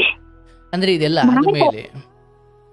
ಆದ್ಮೇಲೆ ನಾನೇ ಕರಿಬೇಕಿತ್ತಂತೆ ಹೋಗಿ ಆ ವ್ಯಕ್ತಿನ. ಯಾರು ಹೇಳಿದ್ದು? ನಮ್ಮ ಆಂಟಿ ಹತ್ರ ಹೇಳಿದ್ದು. ಅವಳೇ ಕರೆದಿಲ್ಲ, ನೀನೇನ್ ಹೇಳ್ತೀಯ ಹೋಗು ಅಂತ ಹೇಳಿದ್ರಂತೆ. ಹೆಂಗ್ ಸರ್ ಯಾವ ಮುಖ ಒದ್ಕೊಂಡೋ ಕರೀಲಿ? ಅಪ್ಪ ಸರ್, ಜೀವನ ನಿಜವಾಗ್ಲೂ ಇದ್ರ ಬಗ್ಗೆ ಎಲ್ಲ ಯೋಚನೆ ಮಾಡ್ಲಾ. ನನಗಿರೋ ಸಾಲದ ಬಗ್ಗೆ ಯೋಚನೆ ಮಾಡ್ಲಾ. ಹೆಂಗ್ ಆಗ್ಬಿಟ್ಟಿದ್ರೆ ಎಲ್ಲ ಯೋಚನೆ ಮಾಡಿ ಯಾವ ಕೆಲ್ಸ ಮಾಡೋಕ್ಕೂ ಆಯ್ತಲ್ಲ ನನ್ಗೆ. ಅಷ್ಟೊಂದು ನಾನು ಮೆಂಟಲ್ ಸ್ಟ್ರೆಸ್ ಆಯ್ತಲ್ಲ, ಆ ತರ ಆಗ್ಬಿಟ್ಟೈತೆ. ಸುಮ್ನಿದೆಲ್ಲ ಬಿಟ್ಬಿಟ್ಟು ಎಲ್ಲಾರು ದೂರ ಹೋಗ್ಬಿಡೋಣ, ಈಗ ಎಲ್ಲಾರು ಮನೆ ಮಾಡ್ಕೊಂಡು ಅಷ್ಟು ಇದಾಗ್ಬಿಟ್ಟೈತೆ ನನ್ಗೆ. ಇರ್ಲಿ ಅಂದ್ರೆ ನೋಡಿ, ಇದೆಲ್ಲದರ ನಡುವೆಯೂ ನಿನ್ನ ಮುಖದ ಮೇಲೆ ನಗು ಇದೆ. ಅದು ನಿನ್ನ ಶುದ್ಧಾತ್ಮದ ಶಕ್ತಿ. ಇರಲಿ, ಅನೇಕ ಸಾವುಗಳನ್ನೇ ನೋಡಿದ್ದೀಯಾ, ಮತ್ತೆ ಅಂಥದ್ರಲ್ಲಿ ಇದು ಒಂದು. ಆಯ್ತಪ್ಪ, ಇದ್ರ ಬಗ್ಗೆ ನಾನು ಮಾತಾಡ್ತೀನಿ. ಬಟ್ ಅಲ್ಲಿ ತಮ್ಮ ಇದಾರಲ್ಲ, ಅದೇನ್ ಕತೆ? ಅಂದ್ರೆ ತಮ್ಮ ಇವತ್ತಿನ ದಿನಕ್ಕೆ ಮಾತ್ರ ಸ್ವಲ್ಪ ಇಲ್ಲಿ ಇಲ್ಲ ಇಲ್ಲ, ಅವನ್ದು ಮದ್ವೆ ಆಗೋದಿಲ್ಲ. ಸ್ವಲ್ಪ ಹೊಲದಲ್ಲಿ ಕೆಲ್ಸ ಇತ್ತು ಸರ್, ಸ್ವಲ್ಪ ಶುಂಠಿ ಕೆಲ್ಸ ಇತ್ತು. Okay okay. ನಾನೇ ಬರಕ್ ಹೇಳಿದೆ ಇಲ್ಲಿ. ನಾನು ಅಂದ್ಕೊಂಡೆ ಮೋಸ್ಟ್ಲಿ ನಿಮ್ಮ ಜೊತೆಲಿ ಬಂದಿದ್ದಾರೆ ಏನೋ ಅಂದ್ಕೊಂಡೆ. ಇಲ್ಲ ಇಲ್ಲ ಸರ್, ಅವ್ರು ಬಂದಿರಲ್ಲ ಸರ್. ಅವ್ರು ಇಲ್ಲಿ ಯಾರು ಇರಕ್ಕೆ ಭಯನೇ ಪಡ್ತಾರೆ. ನನ್ ಬಗ್ಗೆನೇ ಆಶ್ಚರ್ಯ ಪಡ್ಕೊಳ್ತಾರೆ. ಹೆಂಗಿದ್ಯಾ ಮನೇಲಿ ಒಬ್ಳೇನೆ, ಹೆಂಗಿದ್ಯಾ ಅಂತ ಅವ್ರೇನೆ ಭಯ ಪಡ್ಕೊಂತಾರೆ ಸರ್ ಹೊರಗೆ. ಆ ಮನೆಯಲ್ಲಾದ ಸಾವುಗಳ ಕುರಿತು ಅವ್ರಿಗೆ ಸ್ವಲ್ಪ ಭಯ ಇದೆ. ಹೌದು ಸರ್, ಅಂದ್ರೆ ಏನು ಅಂತಾನೆ ಗೊತ್ತಿಲ್ಲ ಸರ್ ಇವ್ರಗಳಿಗೆ.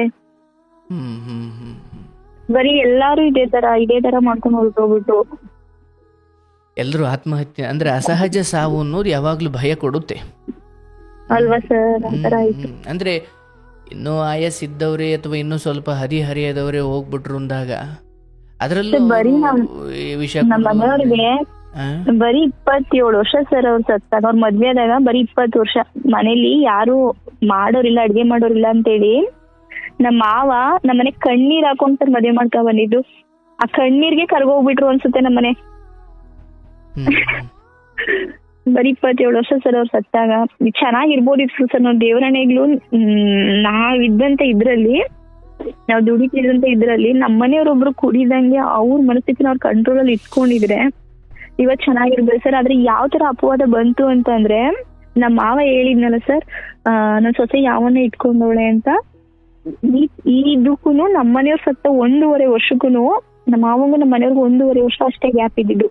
ಏನ್ ಹೇಳಿದ್ರು ಗೊತ್ತಾ ಸರ್ ಜನಗಳು, ಅವಳ ಗಂಡ ಅದಕ್ಕೆ ಸತ್ತಿರೋದು. ಅವ್ರ ಮಾವ ಹೇಳಿರೋದು ನಿಜ, ಯಾವನ್ನ ಇಟ್ಕೊಂಡವಳೆ ಅದಕ್ಕೆ ಸತ್ತಿರೋದು ಅಂತ ಹೇಳಿದ್ರು. ಆದ್ರೆ ನನ್ಗೆ ಬೇರೆಯವ್ರು ಹೇಳಿದೇನ್ ಮುಖ್ಯ ಆಗ್ಲಿಲ್ಲ. ನನ್ನ ಅಕ್ಕಪಕ್ಕ ಇರೋ ನನ್ ಮೈದ ಅವರೆಲ್ಲ ಹೇಳಿದ್ರು ಅವ್ನ್ ಸತ್ತಿರೋದು ಅವ್ನ್ ಕುಡ್ತದಿಂದ ಸತ್ತಿದಾನ ಹೊರತು ಯಾವುದೇ ಕಾರಣಕ್ಕೂ ನಮ್ಮ ಅತ್ತಿಗೆ ಮೇಲೆ ಸುಮ್ನೆ ಇಲ್ದೆ ಹೋದ ಅಪವಾದ ಎಲ್ಲ ಒರೆಸ್ಬಾರ್ದು. ಸ್ವಲ್ಪ ಬಾಯಿ ಮಾಡ್ಬೋದು ಅಷ್ಟೇನೆ, ಆದ್ರೆ ಯಾವುದೇ ನಾವು ಪಕ್ಕದಲ್ಲಿದ್ದಿ ನಮಗ್ ಗೊತ್ತಿಲ್ಲ ಅವನಿಂದ ಅವ್ನ್ ಸತ್ತಿರೋದಂತ ಹೇಳಿದ್ರು. ನಾನ್ ಬೇರೆಯವ್ರ ಬಗ್ಗೆ ತಲೆನೇ ಕೆಡ್ಸ್ಕೊಳ್ಳೋ ಸರ್. ಅವ್ರೆಲ್ಲ ಮಾತಾಡೋರೆಲ್ಲ ಬಂದು ಇವತ್ತು ನನ್ ಕಷ್ಟನ ಯಾರು ಏನ್ ನೀಗ್ಸಲ್ಲ, ಅವ್ರ ಬಗ್ಗೆ ತಲೆ ಕೆಡ್ಸ್ಕೊಂತ ಇಲ್ಲ. ನನ್ಗೊಂದ್ ಏನ್ ಧೈರ್ಯ ಇತ್ತು ಅಂತಂದ್ರೆ, ನನ್ನ ಅಕ್ಕಪಕ್ಕದಲ್ಲಿ ನನ್ಗೊಂದ್ ಒಳ್ಳೆ ಜನ ಅವ್ರೆ, ನಂಗೊಂದ್ ಸೇಫ್ಟಿ ಐತೆ ಅಂತ ನಾನ್ ಅನ್ಕೊಂಡಿದ್ದೆ. ಆದ್ರೆ ಬೇಲಿನೇ ಎದ್ದು ಹೊಲ ಮೇಯ್ತ್ರೆ ಯಾವುದು ಹಾಕ್ತಾರೆ ಆಗ್ಲವ, ತೊಂದರೆ ಇಲ್ಲ. ಅಂದ್ರೆ ಈಗ ಒಂದು ನೀವು ಅರ್ಥ ಮಾಡ್ಕೊಳ್ಳಿ, ಅವತ್ತು ಗಂಡ ತೀರು ಹೋದಾಗ, ಮಾವ ತೀರು ಹೋದಾಗ, ಅಥವಾ ಮನೆಯಲ್ಲಿ ಬೇರೆ ಯಾರೂ ಗಂಡಸರು ದಿಕ್ಕಿಲ್ಲ ಅನ್ನೋ ಸಮಯದಲ್ಲೇ ಬಹುಶಃ ನಿನ್ನ ಜಾಗದಲ್ಲಿ ಬೇರೆ ಯಾವುದೋ ಹೆಣ್ಮಕ್ಳು ಇದ್ಬಿಟ್ಟಿದ್ರು, ತವ್ರ ಮನೆಯವರು ಬಾರವ ನಾವು ಸಾಕ್ತೀವಿ ಅಂದ್ಬಿಟ್ಟಾಗ ಎಲ್ಲ ಬಟ್ಟೆಯನ್ನು ಪ್ಯಾಕ್ ಮಾಡ್ಕೊಂಡು ಇರೋ 2 ಮಕ್ಕಳನ್ನು ಕರ್ಕೊಂಡು ಹೋಗಿ ಅವ್ರಿಗೆ ಭಾರ ಆಗ್ಬಿಡ್ತಾ ಇದ್ರು.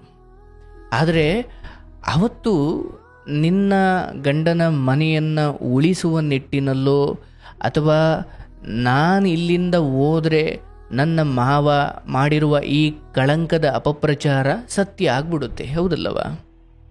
ಈಗ ನಾನು ಇದೇ ಮನೆಯಲ್ಲಿ ಇದ್ದು ಹಾಗೇನಾದ್ರೂ ಬೇರೆ ಯಾವುದೋ ಪುರುಷನ ಸಹವಾಸ ಇಟ್ಕೊಂಡಿದ್ರೆ ಇವರಿಬ್ಬರು ಸತ್ತಾದ್ಮೇಲೆ ಅವನನ್ನು ಮದುವೆ ಆಗಿ ಹೋಗ್ಬೇಕಿತ್ತು ಅವಳು.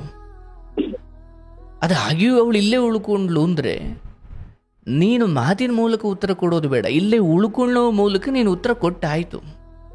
ಅಂಡ್ ಪ್ರಥಮವಾಗಿ ನಿನ್ನ ಗಂಡ ಅಥವಾ ಮಾವ ಎಲ್ಲರೂ ಆ ಮನೆಯಲ್ಲಿ ಗಂಡಸು ದಿಕ್ಕಿಲ್ಲದ ಸಮಯದಲ್ಲಿ ಯಾವ ನಿಮ್ಮ ದೊಡ್ಡ ಮಾವ ಅಂದರೆ ನಿಮ್ಮ ಮಾವನ ಅಣ್ಣ ಅಥವಾ ಅತ್ತೆ ಮಾವನ ಸಮಾನರಾದ ಅವರು ನಿಮಗೊಂದೆರಡು ಭರವಸೆ ಮಾತು ಹೇಳಿ ನಾವಿದ್ದೀವಿ ಅನ್ನೋ ಧೈರ್ಯ ಕೊಟ್ಟು, ಅಂದರೆ ಬಹುಶಃ ನಿನ್ನ ತಾಯಿಗೂ ಅಥವಾ ನಿನ್ನ ತವ್ರ ಮನೆಗೂ ಇವರು ಆ ಮಟ್ಟಿನ ಕನ್ವಿನ್ಸ್ ಮಾಡದೆ ಹೋಗಿದ್ರೆ ನೀನು ಇವತ್ತಿಲ್ಲಿ ಇರ್ತಾನೆ ಇರಲಿಲ್ಲ. ಅಂದರೆ ನಾನು ಇವರು ನಿನ್ನೊಂದಿಗೆ ಏನು ವರ್ತನೆ ಮಾಡಿದ್ದಾರೆ ಅದನ್ನು ಸಭ್ಯ ಅಥವಾ ಅದು ಸಹಿಸಬಹುದು, ಏನು ತೊಂದರೆ ಇಲ್ಲ ಅಂತ ನಾನು ಹೇಳ್ತಾ ಇಲ್ಲ. ನಾವಿಲ್ಲಿ ಇಬ್ಬರು ಈ ಸಮಯದಲ್ಲಿ ಸ್ವಲ್ಪ ಧನಾತ್ಮಕತೆಯ ಬಗ್ಗೆ ಮಾತಾಡೋಣ. ನೋಡುವ, ನಿನ್ನ ಅತ್ತೆಗೆ ನಮ್ಮ ಮಾವ ಹಿಂಗೆ ಮಾಡಿಬಿಟ್ರು ಅಂತ ಹೇಳಿದಾಗ ಬಹುಶಃ ಅತ್ತೆ ಆದವಳು ಅಯ್ಯೋ ಮಾವ ತಾನೇ ಸಹಿಸ್ಕೋ ಅದರಲ್ಲೇನು ತಪ್ಪಿದೆ ಅಂತ ಹೇಳ್ಬಿಟ್ಟಿದ್ರೆ ಇವತ್ತೇ ಮನೆ ಖಾಲಿ ಮಾಡು ಅಂತ ನಾನು ಹೇಳ್ತಾ ಇದ್ದೆ. ಆದರೆ ಅತ್ತೆ ಏನು ಹೇಳಿದ್ರು, ಮೆಟ್ಟು ತಗೊಂಡು ಹೊಡಿ, ಎಕ್ಕಡ ತಗೊಂಡು ಚಪ್ಪಲಿ ತಗೊಂಡು ಹೊಡಿಬೇಕಿತ್ತು ಅಂದರು. ಅರ್ಥಾತ್ ಇಲ್ಲಿ ಒಂದು ಹೆಣ್ಣಿನ ನೋವು ಇನ್ನೊಂದು ಹೆಣ್ಣಿಗೆ ಅರ್ಥವಾಗುವುದು ಅನ್ನೋ ರೀತಿಯಲ್ಲಿ ಆತನಲ್ಲೇನೋ ಕಾಮಪುರುಷ ಜಾಗೃತನಾದ, ಆತನಿಗೆ ಹಂಗೆ ಅನಿಸಿರ್ಬೋದು, ಮರುಕ್ಷಣ ಆತ ಪಶ್ಚಾತ್ತಾಪ ಪಟ್ಟಿರ್ಬೋದು, ಅದು ನಿನಗೆ ಗೊತ್ತಿಲ್ಲದೆ ಇರ್ಬೋದು. ಆದರೆ ಪಕ್ಕದಲ್ಲೇ ಇರುವ ಒಂದು ಹೆಣ್ಣಿಗೆ ನಿನ್ನ ನೋವು ಅರ್ಥವಾಯಿತು ಅಂದರೆ ನೀನಿನ್ನೂ ಆ ಜಾಗದಲ್ಲಿ ಇರ್ಬೋದು ಅಂತ. ಅಂದರೆ ನಾನು ಹೇಳ್ತಿರೋದು, ಅಂಥ ಸಾವು ಸಂಭವಿಸಿದ ಗಳಿಗೆಯಲ್ಲೇ ಬಿಟ್ಟು ಹೋಗದ ನೀನು ಈ ಸಮಯದಲ್ಲಿ ಇಂಥದ್ದೇನೋ ಗೊಂದಲಕ್ಕೆ ಒಳಗಾಗಿ ನೀನು ಈ ಮನೆಯನ್ನು ತೊರೆದೆ ಅಥವಾ ಜೀವವನ್ನು ತೊರೆದೆ ಅಥವಾ ನಿನ್ನ ಬದುಕನ್ನು ತೊರೆದೆ ಅನ್ನೋದಾದರೆ ಅದು ಹರಿಯೋ ನೀರಲ್ಲಿ ಹುಣಸೆಹಣ್ಣು ತೊಳ್ದಂಗೆ ಆಗ್ಬಿಡುತ್ತೆ. ಅವತ್ತಿಂದ ಇಷ್ಟೆಲ್ಲ ಮಾಡ್ಕೊಂಡು ಬಂದು ಈಗಿಂಥದ್ದೇನೋ ಆದಾಗ ನೋಡಪ್ಪ, ಒಂದು ಹೇಳ್ಕೊ, ಮನುಷ್ಯ ಯಾವ ಮನೆಯನ್ನು ತುಂಬ ನೆಮ್ಮದಿಯಾಗಿರಬೇಕು ಅಂದುಕೊಂಡು ಸಾಲ ಮಾಡಿ ಸೋಲ ಮಾಡಿ ಮನೆ ಕಟ್ತಾನೋ, ಒಂದು ಹಂತ ಆದಮೇಲೆ ಅದೇ ಮನೆಗಳು ಗಾಳಿಪಡ್ತಕ್ಕೋ ಸಿಡ್ಲಿಗೋ ಯಾವುದು ಗುಡುಗಿಗೋ ಅದೇ ಮನೆಗಳು ಬಿದ್ದು ಮನುಷ್ಯ ಅಲ್ಲೇ ಸತ್ತೋಗಿರೋದು ನೋಡಿದ್ದೀನಿ. ಅಂದರೆ ಯಾವ ಮನೆ ನೆಮ್ಮದಿಯಿಂದ ನಿದ್ದೆ ಹೋಗಿದ್ನೋ ಅದೇ ಮನೆಯ ಗೋಡೆಗಳು ಬಿದ್ದು ಬೆಳಗ್ಗೆ ವರ್ಷಕ್ಕೆ ಹೆಣ ಆಗಿದ್ದನ್ನು ನೀನು ನೋಡಿದ್ದೀಯ. ಅರ್ಥಾತ್ ಯಾವ ಮನೆ ಆಶ್ರಯ ಕೊಡ್ತೋ ಅದೇ ಮನೆ ಕಚ್ಚುವ ದಿನಗಳು ಬಂದಿದ್ದು. ಯಾವ ಜನರು ನಿನಗೆ ಭರವಸೆ ತುಂಬಿದ್ರು ಅದೇ ಜನ ಕಚ್ಚುವ ದಿನಗಳು ಬರುತ್ತೆ. ಅಂದರೆ ಪ್ರಕೃತಿಯಲ್ಲೇ ನಡೀತಾ ಇದೆ. ಅಂದರೆ ಅಯ್ಯೋ ಮನೆ ಮುಂದೆ ಒಂದು ಒಳ್ಳೆ ಮರ ಇರಬೇಕಪ್ಪ ನೆರಳಿಗೆ ಅಂದುಕೊಂಡು ಅಥವಾ ಇನ್ಯಾವುದೋ ಕಾರಣಕ್ಕೊಂದು ದೊಡ್ಡ ಮರವನ್ನು ನೆಟ್ಟುಕೊಂಡು ಆ ಮರವೇ ಮನೆ ಮೇಲೆ ಬಿದ್ದರೆ ಯಾವ ಮರ ನೆರಳಿಗೋಸ್ಕರ ಅಂತ ನೆಟ್ಟದ್ನೋ ಅದೇ ಮರದಿಂದ ಮನೆ ಮೇಲೆ ಬಿದ್ದಾಗ ಮನೆಯೇ ಧ್ವಂಸವಾದರೆ ಈ ಮರದ ತಪ್ಪು ಮನೆ ತಪ್ಪು. ಅಂದರೆ ಪ್ರಕೃತಿಯಲ್ಲಿ ಹೀಗೆ ನಡೆಯುತ್ತೆ. ಈ ಕಾಲಿಗೆ ಮುಳ್ಳು ಚುಚ್ಚಬಾರ್ದು ಅಂತ ಹಾಕೊಂಡು ಚಪ್ಪಲಿಗಳೇ ಕಡಿಯೋಕೆ ಶುರು ಮಾಡಿದಾಗ ಮುಳ್ಳಿಗೂ ಚಪ್ಪಲಿಗೂ ಏನು ವ್ಯತ್ಯಾಸ? ಬದುಕು ಹೀಗಾಗುತ್ತೆ. ಇದು ಪಲಾಯನ ಮಾಡುವ ಸಮಯ ಅಲ್ಲ. ಯಾವ ಗಂಡಸು ನಿನ್ನೊಂದಿಗೆ ಹಾಗೆ ನಡ್ಕೊಂಡಲ್ಲವ, ಮಾವ ಅನ್ನೋ ದೃಷ್ಟಿಕೋನ ನಿನ್ನದೇನಿದೆ ಅದನ್ನು ಸದಾ ಇಡು. ಯಾಕಂದ್ರೆ ನೋಡು ತಾಯಿ, ರಾವಣ ಕೂಡ ಸೀತೆಯ ತಂದೆ ಸಮಾನನೇ ಆಗಿದ್ದ. ಆದರೆ ಯಾವುದು ಹೇಳಿಕೆ ಮಾತುಗಳು ಅಥವಾ ಮಂಡೋದರಿ ತಂಗಿಯ ಕೆಲವು ತುಂಬ ಪ್ರಚೋದನೆ ನೀಡುವ ಮಾತುಗಳಿಂದಲೋ ಅಥವಾ ಆತನಲ್ಲಿ ಯಾವುದೋ ಕಾಮದ ವಿಚಾರ ಜಾಗೃತವಾಗಿಯೋ ಅವನು ತಂದೆ ಸಮಾನನಾದವನು ಕೂಡ ಸೀತೆಯನ್ನು ಎಳೆದೊಯ್ಯಬೇಕಾದ ಪರಿಸ್ಥಿತಿ ಬಂತು. ಆದರೆ ಧರ್ಮಕ್ಕೆ ಅಂತಿಮವಾಗಿ ಗೆಲುವಿದೆ. ಈ ಸಮಯದಲ್ಲಿ ಹೇಳ್ತಿರೋದು, ಅವತ್ತು ನಾವು ಬಾಂದಾಗ ನೀನು ಬರಲಿಲ್ಲ, ಇವತ್ತಿಷ್ಟೆಲ್ಲ ಮಾಡ್ಕೊಂಡು ಕೂತಿದೀಯ ಅಂತ ನಿಮ್ಮ ತಾಯಿ ತಂದೆಯ ಬಾಯಲ್ಲಿ ಒಂದು ಮಾತು ಬರಬಾರ್ದು ನಿನ್ನ ಬಗ್ಗೆ. ನೀನು ಯಾರಿಗೆ ಹೇಳಬೇಕು ಅವ್ರಿಗೆ ಹೇಳಿದೀಯ. ಅಂಡ್ ಇನ್ನು ಮುಂದೆ ನೀನು ನಿನ್ನ ಮನಸ್ಸಲ್ಲಿ ಇವ್ರು ಯಾರಿಲ್ಲದೆ, ಅಂದರೆ ಅವ್ರು ಇರಲಿ, ಅವ್ರ ಬೆಂಬಲ ಕೊಡಲಿ, ಅವ್ರು ನಿನ್ನ ಮಕ್ಕಳಿಗೆ ಅಜ್ಜಿ ತಾತನ ಪ್ರೀತಿ ಅನ್ನೋ ಥರ ಇರಲಿ, ಆದರೆ ಮನಸ್ಸಲ್ಲಿ ಇವ್ರು ಯಾರಿಲ್ಲದೆಯೂ ನಾನು ಬದುಕಬೇಕು, ಬದುಕಬಲ್ಲೆ ಅನ್ನೋ ಧೈರ್ಯ ಇರಲಿ. ಯಾಕಂದರೆ ಇಷ್ಟು ದಿನ ಇವ್ರು ಕಚ್ಚೋದೇ ಇಲ್ಲ ಅನ್ನೋ ನಂಬಿಕೆಯಲ್ಲಿ ನೀನು ಇದ್ದೆ. ಹಾಗಂತ ಅವ್ರು ನಿನಗೇನೋ ತುಂಬ ದೊಡ್ಡ ನಷ್ಟ ಮಾಡಿದ್ದಾರೆ ಅಂತಲ್ಲ. ಗಂಡ ಬಿಟ್ಟಿರುವ ಹೆಣ್ಣು ಅಥವಾ ಗಂಡು ದಿಕ್ಕಿಲ್ಲದ ಹೆಣ್ಣು ಬೀದಿಯಲ್ಲಿ ಎಸೆದ ಮಾಂಸ ತುಂಡು ಥರ ನಾಯಿ ನರಿಗಳೆಲ್ಲ ಆಸೆ ಪಡ್ತವೆ. ಹಾಗಾಗಿ ಇಲ್ಲಿ ಹೆದರುವ ಸಮಯ ಅಲ್ಲವ. ನಾನು ನಿನ್ನಲ್ಲಿ, ಅಂದರೆ ನೀನು ಸಾವಿನ ಬಗ್ಗೆ ಹೇಳಬೇಕಾದ್ರೂ ನೀನು ನಗ್ತಾ ಇದ್ದೆ, ಅಥವಾ ಈ ದುಃಖದ ಬಗ್ಗೆ ಹೇಳಬೇಕಾದ್ರೂ ನಿನ್ನ ಮಾತಲ್ಲಿ ಅಷ್ಟೇ ಗಂಭೀರತೆ ಇತ್ತು, ಮತ್ತು ಅಷ್ಟೇ ಒಂದು ದೂರದೃಷ್ಟಿ ಇತ್ತು. ನಾನು ಮನಸ್ಸಲ್ಲಿ ಅಂದ್ಕೊಳ್ತಿದ್ದೆ, ಇದೇನಪ್ಪ ಇಷ್ಟು ಆತ್ಮಹತ್ಯೆ ಗಂಡಂದು ಇಷ್ಟೆಲ್ಲ ನಡೆದ್ರು ಈಗ ನಗ್ನಗ್ತಾನೆ ಹೇಳ್ತಿದ್ದಾಳೆ. ಅಂದರೆ ನಿನಗೆ ಅದರ ದುಃಖ ಇಲ್ಲ ಅಂತ ಅಲ್ಲ, ನೀನು ಅದನ್ನು ದಾಟಿ ತುಂಬ ದೂರ ಮುಂದೆ ಬಂದ್ಬಿಟ್ಟಿದೀಯ. ಈಗ ಹಳೇದನ್ನ ದುಃಖವಾಗಿ ತಗೊಂಡಿಲ್ಲ, ಪಾಠವಾಗಿ ತಗೊಂಡಿದ್ದೀಯ. ಈಗ ನೀನೇ ಹೇಳಿದೆ, ನನ್ನ ಗಂಡ ಒಂಚೂರು ಆಗ ಸಹನೆ ಮಾಡಿಬಿಟ್ಟಿದ್ರೆ ನನಗಿರೋ ಶುದ್ಧ ವ್ಯಕ್ತಿತ್ವ ಅಥವಾ ನನಗಿರೋ ಸಹನೆಗೆ ಅವನ ಜೊತೆ ನಾನು ರಾಜಂತರ ರಾಣಿ ಥರ ಬದುಕಬಹುದಿತ್ತು. ಆದರೆ ಕೋಪಗಳು, ದುಡುಕು ನಿರ್ಧಾರಗಳು, ಅಂದರೆ ಆತನದ್ದು, ನಿನ್ನ ಮಾವನದ್ದು ಹಿಂದಿನ ಬಾಗಿಲಿಂದ ಬರೋದೊಂದು ದುಡುಕು ನಿರ್ಧಾರ, ತಬ್ಬಿಕೊಳ್ಳೋಕೆ ಬರೋದೊಂದು ದುಡುಕು ನಿರ್ಧಾರ ಆಗುವುದಾದರೆ, ಈ ದುಡುಕು ಪರಿಸ್ಥಿತಿಯನ್ನು ಅಥವಾ ಇಂಥದ್ದೊಂದು ನಿರೀಕ್ಷೆ ಮಾಡದೆ ನಡೆದ ಮಾವನ ಈ ದುರ್ವರ್ತನೆಗೆ ನೀನು ದುಡುಕು ನಿರ್ಧಾರ ತಗೊಂಡ್ರೆ ಮಾವಂಗೂ ನಿನಗೂ ವ್ಯತ್ಯಾಸವೇ ಇಲ್ಲ. ಈಗ ನಿನ್ನ ಒಟ್ಟಾರೆ ಟಾರ್ಗೆಟ್ ಅಥವಾ ಒಟ್ಟಾರೆ ನಿನ್ನ ಜೀವನದ ಪರಮ ಉದ್ದೇಶವೇ ನಿನ್ನ ಮಕ್ಕಳ ಬದುಕನ್ನು ಅದೇ ಜಾಗದಲ್ಲಿ ನಿಂತು ಕಟ್ಟೋದೇ ಆಗಿದೆ. ಸೊ ಇಲ್ಲವ, ಮಾವನ ಅಥವಾ ಆತ ಯಾರಿದ್ದಾರೆ ಅವರ ಈ ವರ್ತನೆ ಅವರ ಹೆಂಡತಿಗೆ ತಿಳಿಸಿದಾಗ ಅವರು ತನ್ನ ಗಂಡನ ವಿರುದ್ಧವೇ ಮಾತಾಡಿದ್ರು ಅಂದಾಗ ನೀನಿನ್ನು ಒಳ್ಳೆ ಜಾಗದಲ್ಲೇ ಇದ್ದೀಯ. ಈ ಜಗತ್ತಲ್ಲಿ ನೀನು ಒಂಚೂರು ಕೆಡುಕಿಲ್ಲದ ಯಾವ ಜಾಗವನ್ನು ನೀವು ಯಾವ ಮನುಷ್ಯನನ್ನು ನೀನು ಹುಡುಕ್ಲಿಕ್ಕೆ ಆಗಲ್ಲ. ಅರ್ಥ ಮಾಡ್ಬೋದು ಅದು ಯಾವ್ದಾದ್ರು. ಅಂದ್ರೆ ಮಾವ ನಾಳೆ ದಿನ ಸರಿ ಹೋದ್ರೆ ಅತ್ತೆಯಲ್ಲಿ ಏನೋ ಒಂಚೂರು ಕೆಡುಕು ಶುರುವಾಗಬಹುದು. ಇವತ್ತು ಅತ್ತೆ ಸರಿ ಇದ್ದಾರೆ, ಒಂಚೂರು ಮಾವನಲ್ಲಿ ಏನೋ ದೋಷ ಇದೆ. ನಾಳೆ ಅತ್ತೆ ಮಾವ ಇಬ್ರು ಸರಿ ಹೋಗುವುದು, ನಿನ್ನ ಮಕ್ಕಳಲ್ಲಿ ಏನೋ ದೋಷ ಶುರುವಾಗ್ಬೋದು. ಅಂದ್ರೆ ನಾನು ಹೇಳ್ತಿದ್ದೀನಿ, ಇವರೆಲ್ಲರೂ ಸರಿ ಇರುವ ಒಂದು ಪರಿಸ್ಥಿತಿಯನ್ನು ನೀನು ನಿರೀಕ್ಷೆನೆ ಮಾಡಬೇಡ. 9 ಸರಿ ಇದ್ರೆ 1 ತಪ್ಪಿರುತ್ತೆ. ನಾನು ಹೇಳೋದು, ನಿನ್ನ ತಮ್ಮ ನಿನ್ನ ತವ್ರ ಮನಿದೇನು ವಿಶ್ವಾಸ ಗಳಿಸ್ಕೋ. ಅವ್ರ ಕಷ್ಟಕ್ಕೆ ಬಂತಾರೆ ಹೋಗ್ತಾರೆ, ಹೊಲದ ಕೆಲಸ ಮಾಡಿಕೊಡ್ತಾರೆ, ಏನೋ ವಿಚಾರ ಇದೆ. ನಿನಗೀಗ ಇಷ್ಟೆಲ್ಲ ನಿನ್ನ ತವ್ರ ಮನೆಯಲ್ಲಿ ಅಥವಾ ಸುತ್ತಮುತ್ತ ಒಂಚೂರು ಗೌರವ ಇದೆ ಅಂದರೆ ನೀನು ಇಂಡಿಪೆಂಡೆಂಟ್ ಆಗಿ ನಿನ್ನ ಯಾವ ದುಃಖವನ್ನು ಹೇಳಿಕೊಳ್ಳದೆ, ಅದನ್ನೇ ನಿನ್ನ ಸೋಂಬೇರಿತನಕ್ಕೆ ಕಾರಣವಾಗಿಸಿಕೊಳ್ಳದೆ ಅವನ್ನೆಲ್ಲ ಮರೆತು ನೀನು ಮುನ್ನುಗ್ಗುತ್ತಿದ್ದೀಯ ಅನ್ನೋದೇ ನಿನ್ನ ಗೌರವಕ್ಕೆ ಬಹಳ ದೊಡ್ಡ ಕಾರಣ. ಈಗ ನೀನು ಅದನ್ನೆಲ್ಲ ಬಿಟ್ಟು ಪಲಾಯನ ಮಾಡಿದೆ ಅಥವಾ ಯಾಕೋ ಸೊರಗಿ ಕೂತ್ಕೊಂಡೆ ಅಂದಾಗ ಮತ್ತೆ ನೀನು ಹಿಂದೆ 10 ವರ್ಷ ಹಿಂದಕ್ಕೆ ಹೋಗ್ಬಿಡ್ತೀಯ. ಹೌದು ಸರ್, ಈಗ ಒಂದ್ 15 ದಿನದಿಂದ ಅದೇ ತರ ಆಗೈತೆ. ನನ್ನ ಗಂಡ ಇದ್ದೀರಾ ಎಷ್ಟು ಮಾಡ್ತಿದ್ನೋ ಅದಕ್ಕೂ ಒಂದು ಕೈ ಜಾಸ್ತಿನೇ ಮಾಡ್ತಾ ಇದ್ರು. ಈಗ ಒಂದು 15 ಡೇಸ್ ಇಂದ ಒಂಥರ ಮೆಂಟಲಿ ವೀಕ್ ಆದಂಗ ಆಗ್ಬಿಟ್ಟೈತೆ. ಹೌದವಾ? ಯಾಕಾಗುತ್ತೆ ಅಂದ್ರೆ ನೀನು ಅಂಥದ್ದೇನೋ ಗಂಡ ತೀರು ಹೋದ ಮೇಲೆ ಅಥವಾ ಗಂಡ ಇದ್ದ ಕಾಲದಲ್ಲಿ ಇಲ್ಲದೆ ಇರೋ ಕಾಲದಲ್ಲಿ ಹಾಗೆ ಉಸಿರು ಒಳ್ಳಿ ಆಟವಾಡಿಕೊಂಡು ಸಿಕ್ಕ ಪುರುಷರ ಸಹವಾಸ ಮಾಡಿಕೊಂಡು ಸುಖದ ಹಿಂದೆ ಹೋಗೋ ಹೆಣ್ಮಗಳಾಗಿದ್ರೆ ಮಾವನ ಈ ಸ್ಪರ್ಶ ನಿನಗೇನಷ್ಟು ನೋವು ಕೊಡ್ತಿರ್ಲಿಲ್ಲ. ಆದರೆ ನೀನು ಆ ಶುದ್ಧತ್ವವನ್ನು ಕಾಪಾಡಿಕೊಂಡು ಶುದ್ಧಳಾಗಿ, ಮನಶುದ್ಧಳಾಗಿ, ದೇಹ ಶುದ್ಧಳಾಗಿ ನೀನು ಆ ಪತಿವ್ರತೆ ಧರ್ಮವನ್ನು ಪಾಲಿಸಿರೋದ್ರಿಂದ ಅವರು ಹಾಗೆ ನಿನ್ನನ್ನು ಮುಟ್ಟಲು ಬಂದಾಗ ಹೊರಗಡೆ ಓಡಿ ಬರಬೇಕು ಅಂದರೆ ನಿನ್ನಲ್ಲೊಂದು ಧರ್ಮತೆ ಇರಬೇಕು. ಇಲ್ಲಾಂದ್ರೆ ನೀನು ಸಹಕರಿಸ್ತಾ ಇದ್ದೆ, ಹೌದಲ್ಲವಾ? ಅರ್ಥಾತ್ ನಿನ್ನನ್ನು ಕಾಪಾಡೋದು ಹೊರಗಿನ ಯಾರೂ ಅಲ್ಲ, ನಿನ್ನೊಳಗಿನ ಧರ್ಮ.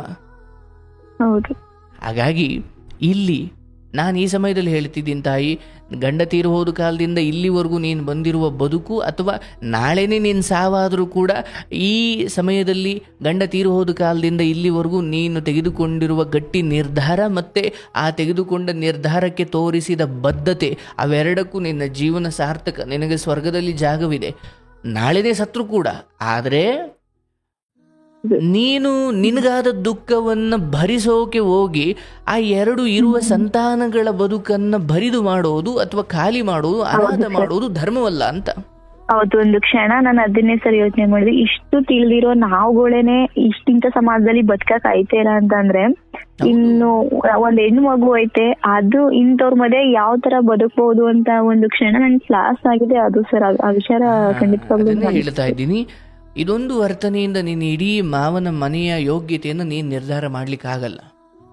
ನೋಡವಾ, ಅವರೆಲ್ಲರೂ ಯಾಕೆ ಲಂಕೆಯನ್ನು ನಾವು ದೂಷಿಸ್ತೀವಿ ಅಂದ್ರೆ ಅಲ್ಲಿರೋ ಎಲ್ಲರೂ ಹೆಚ್ಚು ಕಡಿಮೆ ರಾವಣನಿಗಿಂತ ಬೇರೇನೂ ಅಲ್ಲ. ಆದರೆ ಆ ಅಶೋಕ ವನದಲ್ಲಿ ಸೀತಾಮಾತೆಯನ್ನು ಇಟ್ಟ ಆ ಜಾಗದಲ್ಲಿ ಸೀತೆಯನ್ನು ನೋಡ್ಕೊಳ್ಳಿಕ್ಕೆ ರಾಕ್ಷಸಿಯರನ್ನು ನೇಮಿಸಲಾಗಿತ್ತು. ಅವರೆಲ್ಲ ಹೇಳ್ತಿದ್ರು, ಯಾಕವ ಸೀತೆ ಇಷ್ಟ ಹಠ ಮಾಡ್ತೀಯಾ, ರಾವಣನ ಒಪ್ಕೊಂಬಿಡು, ನೀನು ರಾಣಿ ತರ ಬದುಕಬಹುದು, ಎಲ್ಲ ಸುಖವನ್ನು ಅನುಭವಿಸಬಹುದು ಅಂತ ಹೇಳ್ತಾರೆ ಸೀತೆಗೆ. ಅಂದ್ರೆ ಅಂತ ಲಂಕೆಯಲ್ಲೂ ಕೂಡ ಸೀತೆಯ ಬಗ್ಗೆ ಪಾಪ ಅಂತ ಮರುಕ ವ್ಯಕ್ತಪಡಿಸೋ 1-2-3 ಜನ ಅದೇ ಸೀತೆ ಅಕ್ಕಪಕ್ಕ ಇದ್ರು. ಅದೇ ತರ ನೀನು ಇಲ್ಲಿ ಇದ್ದೀಯಾ, ಈ ದುಃಖ ಅನುಭವಿಸ್ತಿದ್ದೀಯಾ, ಬಟ್ ನಿನ್ನ ಅತ್ತೆ ಅಥವಾ ಉಳಿದ ನಿನ್ನ ಮೈದನ ಅಥವಾ ಅವರೆಲ್ಲ ಹೇಳಿದ್ರಲ್ವ, ನನ್ನ ಅಣ್ಣ ಅಥವಾ ಈ ಗಂಡ ಸತ್ತಿದ್ದು ಕುಡಿತದ ಕಾರಣಕ್ಕೆ ಹೊರತು ನನ್ನ ಅತ್ತಿಗೆ ಅಥವಾ ಈ ಅತ್ತಿಗೆಯ ಯಾವುದೋ ದುಷ್ಟ ಅಕ್ರಮ ಸಂಬಂಧಕ್ಕೆ ನೊಂದು ಸತ್ತಿದ್ದಾನೆ ಅನ್ನುವ ಹೊರಗಿನ ಜನರ ಮಾತನ್ನ ಬಹಳ ಸಾರಸಗಟಾಗಿ ತಿರಸ್ಕಾರ ಮಾಡಿದ ಆ ಮೈದುನರ ಆ ಗಟ್ಟಿತನಕ್ಕೋಸ್ಕರ ನೀನು ಇಡೀ ಜೀವನ ಅಲ್ಲೇ ಕಳಿಬೇಕು. ಹೌದು ಸರ್. ಯಾಕಂದ್ರೆ ಯಾವುದೋ ಘಟನೆಯಿಂದ ನೀನು ಪಲಾಯನ ಮಾಡ್ಲಿಕ್ಕಾಗಲ್ಲ. ಹಂಗೆ ಪಲಾಯನ ಮಾಡೋದಾದ್ರೆ ನೀನು ಎಲ್ಲೂ ಉಳಿಯೋಕ್ಕಾಗಲ್ಲ. ಯಾಕಂದ್ರೆ ಒಂಟಿ ಹೆಣ್ಣು ಅಂತ ಎಲ್ರಿಗೂ ಗೊತ್ತು. ಇಲ್ಲಲ್ಲಿ ಇನ್ನೊಂದು ಕಡೆ ಈ ಮಾತು ಬಂದೇ ಬರ್ತವೆ, ಈ ವರ್ತನೆಗಳು ಬಂದೇ ಬರ್ತವೆ. ನೀನು ಎಲ್ಲಾ ಕಡೆನೂ ಹಿಂಗ್ ಜಾಗ ಚೇಂಜ್ ಮಾಡೋದಾದ್ರೆ ನೀನು ಮಂಗಳಗ್ರಹಕ್ಕೆ ಹೋಗ್ಬೇಕಷ್ಟೇ. ಹೌದು ಸರ್. ಅದು ಹಂಗಲ್ಲ. ನೀನು ಎಷ್ಟೋ ಹೆಣ್ಮಕ್ಳಿಗೆ ಉದಾಹರಣೆಯಾಗಿದ್ದೀಯವ. ಹೀಗೆ ಚಿಕ್ಕ ವಯಸ್ಸಲ್ಲೇ ಗಂಡ ತೀರು ಹೋದ ಅಥವಾ ಆ 27 ವಯಸ್ಸಿದಲ್ಲೇ ಗಂಡ ತೀರು ಹೋದ, ಆ ಸಮಯದಲ್ಲಿ ನಿನ್ಗೆ ಇನ್ನೆಷ್ಟು ಚಿಕ್ಕ ವಯಸ್ಸು? ಸರ್ ನಮ್ಮಿಬ್ರದ್ದು ಸೇಮ್ ಏಜ್ ಸರ್, ಒಂದೇನೆ. ಆಯ್ತು, 27 ಅಂದ್ಕೊಂಡು ಇವತ್ತು 35ರವರು ಕೂಡ ನಾನು ಇನ್ನೊಂದು ಮದುವೆ ಆಗ್ತೀನಿ ಅನ್ನೋ ನಾನೇ ಕೇಳಿದ್ದೀನಿ ಕತೆಗಳಲ್ಲಿ. ಕೇಳಿದೀನಿ ಸರ್ ನಾನು. ಅಂಥದ್ರಲ್ಲಿ ನೀನು ಆ ಮಕ್ಕಳನ್ನ ಕಟ್ಟಿಕೊಂಡು 27ರಿಂದ ಅಥವಾ ಆ ವಯಸ್ಸಿಂದ ಗಂಡ ತೀರೋದ ಕಾಲದಿಂದ ಕೂಡ ಇನ್ನೊಂದು ಮದುವೆ ಆಗೋ ಅವಕಾಶವಿತ್ತು ಅಥವಾ ದಾರಿ ತಪ್ಪೋ ಅವಕಾಶ ಇತ್ತು. ಒಬ್ಬಂಟಿ ಹೆಣ್ಣಾಗಿ ನೀನು ಏನು ಬೇಕಾದ್ರೂ ಮಾಡಬಹುದಿತ್ತು. ಹಂಗಂತ ನಿನ್ಗೆ ಉದ್ಧಾರ ಆಗ್ತಿದ್ದೆ ಅಂತಲ್ಲ, ಅಲ್ಲೂ ಹಾಳಾಗ್ತಿದ್ದೆ, ಬಟ್ ಏನು ಮಾಡೋ ಅವಕಾಶ ಇತ್ತು.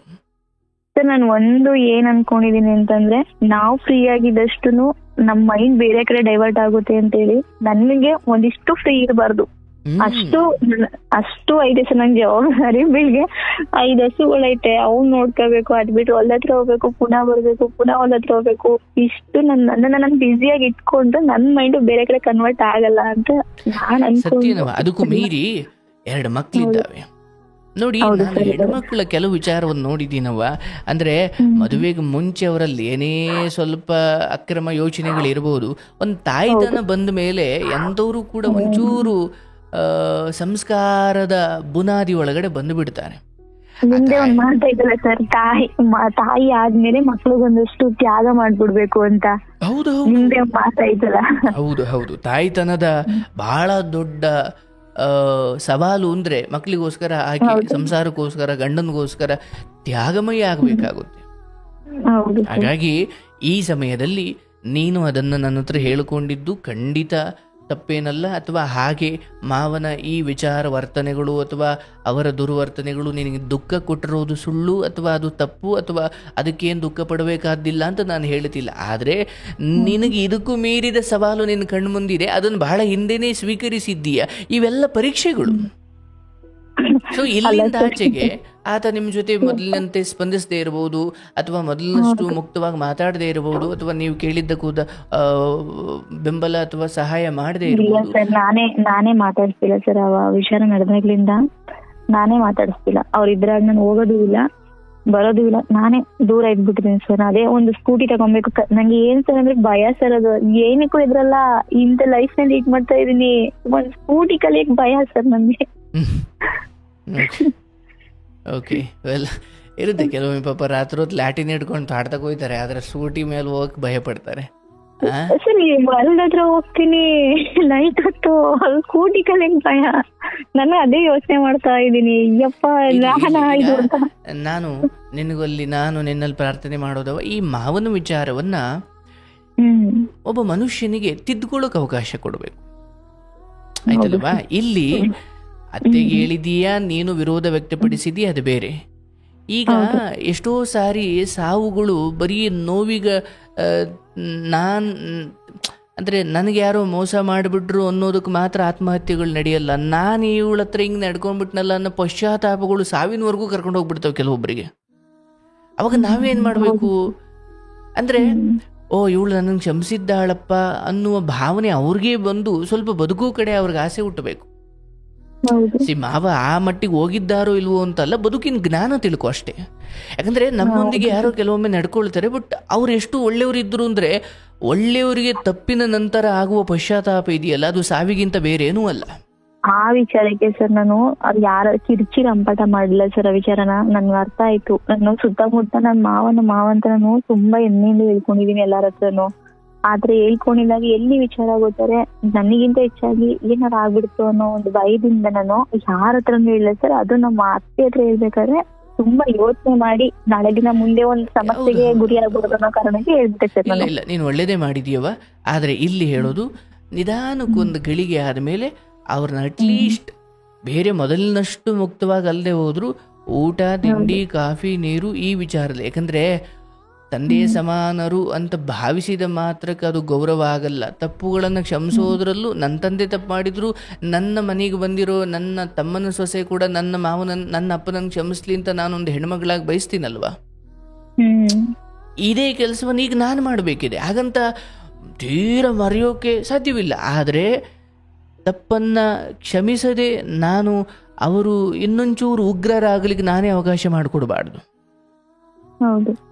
ಆಯ್ತಲ್ವಾ? ಹಾಗಾಗಿ ಒಂದು ಸ್ವಲ್ಪ ಸಮಯ ಆದಮೇಲೆ ಬಾಯಿ ತುಂಬ ಮೊದಲಂಗೆ ಕರಿ ಮಾತಾಡಿಸೋ. ಅದಾದಮೇಲೂ ಅವರು ಸಮಯ ತಗೊಳ್ತಾರೆ. ಯಾಕಂದರೆ ತಪ್ಪು ಮಾಡಿರೋ ಪಶ್ಚಾತ್ತಾಪ ಯಾವ ಮಟ್ಟಿಗಿರುತ್ತೆ ಅಂದರೆ, ನೀನು ಹೋಗೋ ದಾರಿಯಲ್ಲಿ ಅವರು ಮತ್ತು ಆ ಕಡೆಯಿಂದ ಬರೋಕ್ಕೂ ಹಿಂದೆ ಮುಂದೆ ನೋಡ್ತಾರೆ. ಅದಿರುತ್ತೆ. ಅಂದರೆ ನಿಜವಾಗಲೂ ಶುದ್ಧ ಮನುಷ್ಯ ಯಾರು ಅಂದರೆ ತಪ್ಪು ಮಾಡಿದಾಗ ಅದು ತುಂಬ ಪಶ್ಚಾತ್ತಾಪ ಪಡ್ತಾನಲ್ಲ ಅವನೇ ಅವ. ಇಲ್ಲಾಂದರೆ ನಾನು ಮಾಡೋದೇ ಹಿಂಗೆ, ಇದೇನು ಕಂಡೆ ಇನ್ನೂ ಜಾಸ್ತಿ ಮಾಡ್ತೀನಿ ಎನ್ನುವ ವ್ಯಕ್ತಿತ್ವಗಳಿಂದ ದೂರ ಇರಬೇಕಾದ್ರೆ. ಬಟ್ ಇಂಥವೇನು ಆಗ್ತವಲ್ಲ ಮನುಷ್ಯ ಸಹಜ ಬುದ್ಧಿಗಳು. ಅದನ್ನ ಅಂದರೆ ಆ ಕಾಮುಕತನ ತಪ್ಪು ಅಥವಾ ಸರಿ ಅಥವಾ ಅದು ಪರವಾಗಿಲ್ಲ ಬಿಡಿ ಅಂತ ನಾನು ಹೇಳ್ತಾ ಇಲ್ಲ. ಆದರೆ ಒಬ್ಬ ಮಗಳ ಸ್ಥಾನದಲ್ಲಿ ನಾನು ಇದ್ದು ಅವರನ್ನು ತಂದೆ ಥರ ನೋಡ್ತಿದ್ದೆ ಅಂದರೆ ನೋಡಿದ್ರೆ ಸಾಲದು. ಇಂಥ ಸಮಯದಲ್ಲಿ ನಿಮ್ಮ ನಿಜವಾದ ಪರೀಕ್ಷೆಗಳು. ಹೌದಪ್ಪ, ಅವಳು ನನಗೆ ತುಂಬ ದೊಡ್ಡ ಮಟ್ಟ ಕೂಗಾಡಿ ಕಿರ್ಚಾಡಿ ಮರ್ಯಾದೆ ತೆಗಿಲಿಲ್ಲ ಮತ್ತು ಇವತ್ತಿಗೂ ನನ್ನನ್ನು ಅಷ್ಟೇ ಪ್ರೀತಿಯಿಂದ ಕಾಣ್ತಿದ್ದಾಳೆ ಅಂದಾಗ ಆ ಸಾಯುವ ಗಳಿಗೆಯಲ್ಲಿ ಮನಪರಿವರ್ತನೆ ಆದರೆ ಅದಕ್ಕೆ ನೀವು ಕಾರಣ ಆದರೆ ಅದು ಬಹಳ ಒಳ್ಳೆಯದು. ಅಷ್ಟು ಮಾಡವ್ವ. ಇದು ಬೇರೇನು ಅಲ್ಲಿ ಇಲ್ಲಿ ಹೋಗೋದು ಅಥವಾ ನಂಗೆ ತುಂಬ ಬೇಜಾರಾಯಿತು ನಾನು ಅಳ್ತಾ ಕೂರ್ತೆ ಇಲ್ಲವ. ಯಾರಿಲ್ಲದೆ ಹೋದ್ರೂ ನಿನ್ನ ಬದುಕೋ ಶಕ್ತಿ ಇದೆ, ಅದರಲ್ಲಿ ನಿನ್ನ ಧ್ವನಿಲೇ ಆ ಶಕ್ತಿ ಕಾಣ್ತಿದೆ. 2 ಮಕ್ಕಳಿದ್ದಾವೆ, ಮತ್ತು ಭೂಮಿ ತಾಯಿಯನ್ನು ನಂಬಿಕೊಂಡು ಅಲ್ಲಿ ನಿನ್ನ ಶ್ರಮವನ್ನು ಹಾಕಿ ಅಲ್ಲಿಂದ ಬರೋ ದುಡಿಮೆಯಲ್ಲಿ ನಿನ್ನ ಜೀವನ ನಡೆಸ್ತಾ ಇದೆಯಾ, ಪರವಾಗಿಲ್ಲ. ಗಂಡ ಇದ್ದೋರ್ದು ಒಂದು ದುಃಖವಾದರೆ ಎಲ್ಲೋರ್ದು ಒಂದು ದುಃಖ. ನಿನ್ನ ಮಕ್ಕಳನ್ನು ನೋಡ್ಕೊಳ್ತಾ ತವ್ರ ಮನೆಯನ್ನು ವಿಶ್ವಾಸಕ್ಕಿಟ್ಟುಕೊಂಡು ತಮ್ಮನನ್ನು ಆಗಾಗ ಬರ್ತಾ ಹೋಗ್ತಾ ನೀನು ಇಲ್ಲಿ ನಿನ್ನ ಅಕ್ಕಪಕ್ಕದಲ್ಲಿರುವ ದೊಡ್ಡಪ್ಪ ಅಥವಾ ಮಾವ ಅತ್ತೆ ಇವ್ರ ಹತ್ರನೂ ಕೂಡ ಅಂದರೆ ಎಷ್ಟು ಬೇಕೋ ಅಷ್ಟು. ತೀರಾ ಅಂದ್ರೆ ನಮಗೊಂದು ಹುಚ್ಚು ಭ್ರಮೆ ಇರುತ್ತೆ, ಇವರೆಲ್ಲ ನಮ್ಮವರು, ಅವ್ರ ಮನೇಲಿ ಇಟ್ಟರೆ ನಮ್ಮ ಮನೇಲಿ ಇಟ್ಟಂಗೆ, ನಮ್ಮ ಮನೇಲಿ ಇಟ್ಟರೆ ಅವ್ರ ಮನೇಲಿ ಇಟ್ಟಂಗೆ ಅಂತ. ಬಟ್ ಒಂದು ಹಂತ ಆದ್ಮೇಲೆ ತುಂಬಾ ದೊಡ್ಡ ಪೆಟ್ಟು ಕೊಟ್ಬಿಡ್ತಾವೆ ಇವು. ಸರ್ ನಾವು ಯಾವ ತರ ಅಂದ್ರೆ ನಮ್ಮ ಇದನ್ ಮನೆಗೂ ನಮಗೂ ಅಷ್ಟು ಕ್ಲೋಸ್ ಇಲ್ಲ ಸರ್, ಏನು ಅಷ್ಟೇ. ಆದ್ರೆ ಇವ್ರ ನಮ್ಮನೆ ಇದ್ದಾಗ್ಲಿಂದನು ನಮ್ಮನೆ ಅಡಿಗೆ ಮಾಡಿದ್ರೆ ಅವ್ರ ಮನೆ ಅಡಿಗೆ ಮಾಡ್ತಿರ್ಲಿಲ್ಲ, ಅವ್ರ ಮನೆ ಮಾಡಿದ್ರೆ ನಮ್ಮನೆ ಮಾಡ್ತಿರ್ಲಿಲ್ಲ. ಒಂದೇ ಮನೆ ಅನ್ನೋದು ಇದೇ ಇದ್ದು ಸರ್. ಇಲ್ಲಿ ಇಲ್ಲ, ಮಕ್ಕಳಿಗೆ ಅದೊಂದು ಗುರುಕುಲದ ತರ ಅಜ್ಜಿ ತಾತನ ಪ್ರೀತಿ ಸಿಕ್ತು ಅಂದ್ಕೋ ಅಷ್ಟೇ.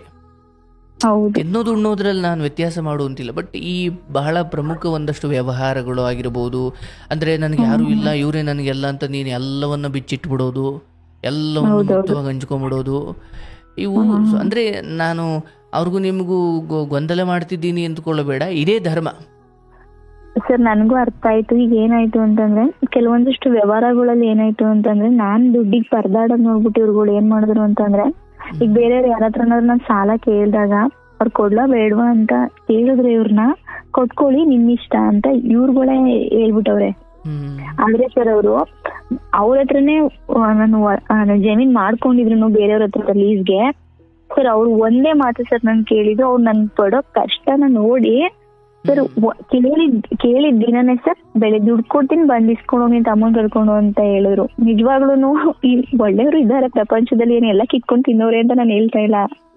ಆದ್ರೆ ನಮ್ಮವರೇ ನಮಗ್ ಕಿತ್ಕೊಂಡ್ ತಿನ್ನಕ್ ನೋಡ್ತಾರಲ್ಲ ಅದಿಷ್ಟ ಆಗಲ್ಲ. ಬೇಕಾದ್ರೆ ಹೊರಗಡೆಯವ್ರಾದ್ರೆ ಅವ್ರನ್ನ ಹೆಂಗೋ ಫೇಸ್ ಮಾಡ್ಬಿಡ್ಬೋದು ಸರ್ ಅವ್ರನ್ನ.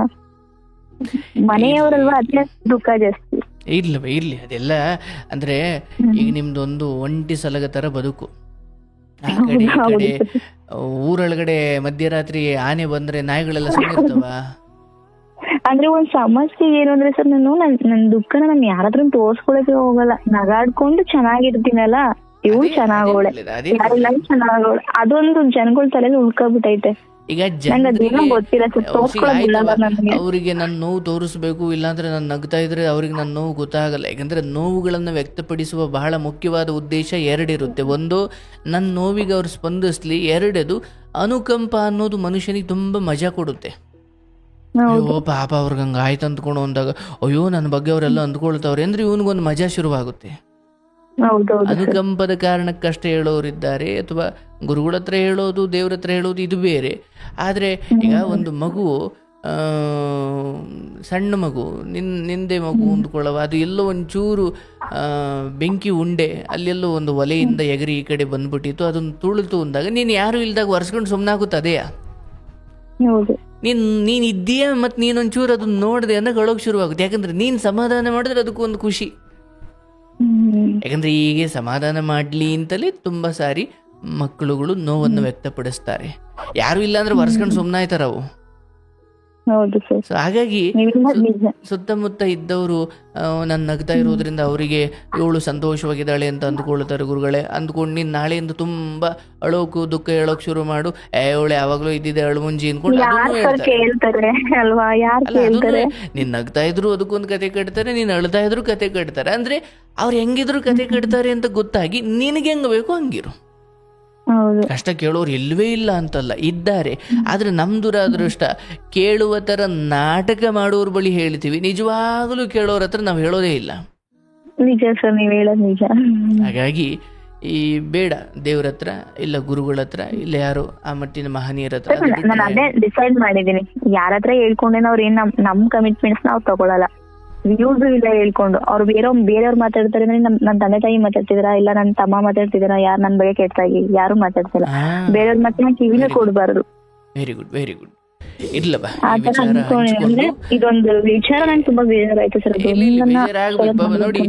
ತುಂಬಾ ಹೆಣ್ಮಕ್ಳಿಗೆ ಇಂಥದ್ದೇನು ಗೊಂದಲಗಳು, ಇಂಥದ್ದೇನು ಸ್ವ ಜನರಿಂದಲೇ ಅಥವಾ ನಮ್ಮವರಿಂದಲೇ ನಮಗಿಂಥದ್ದೊಂದು ಯಾಕೋ ಲೈಂಗಿಕ ಸಂಗತಿಗಳು ನಡೆದಾಗ ಅದನ್ನು ಹೇಗೆ ಮಾನಸಿಕ ದಿಟ್ಟತನವಾಗಿ ಎದುರಿಸಬೇಕು ಅಂದರೆ ನಿಜವಾಗಲೂ ಒಂದು ಹೆಣ್ಮಗಳಾದರೆ ಎಂಥವಳಿಗಾದರೂ ಕಣ್ಣೀರು ಬರ್ತವೆ.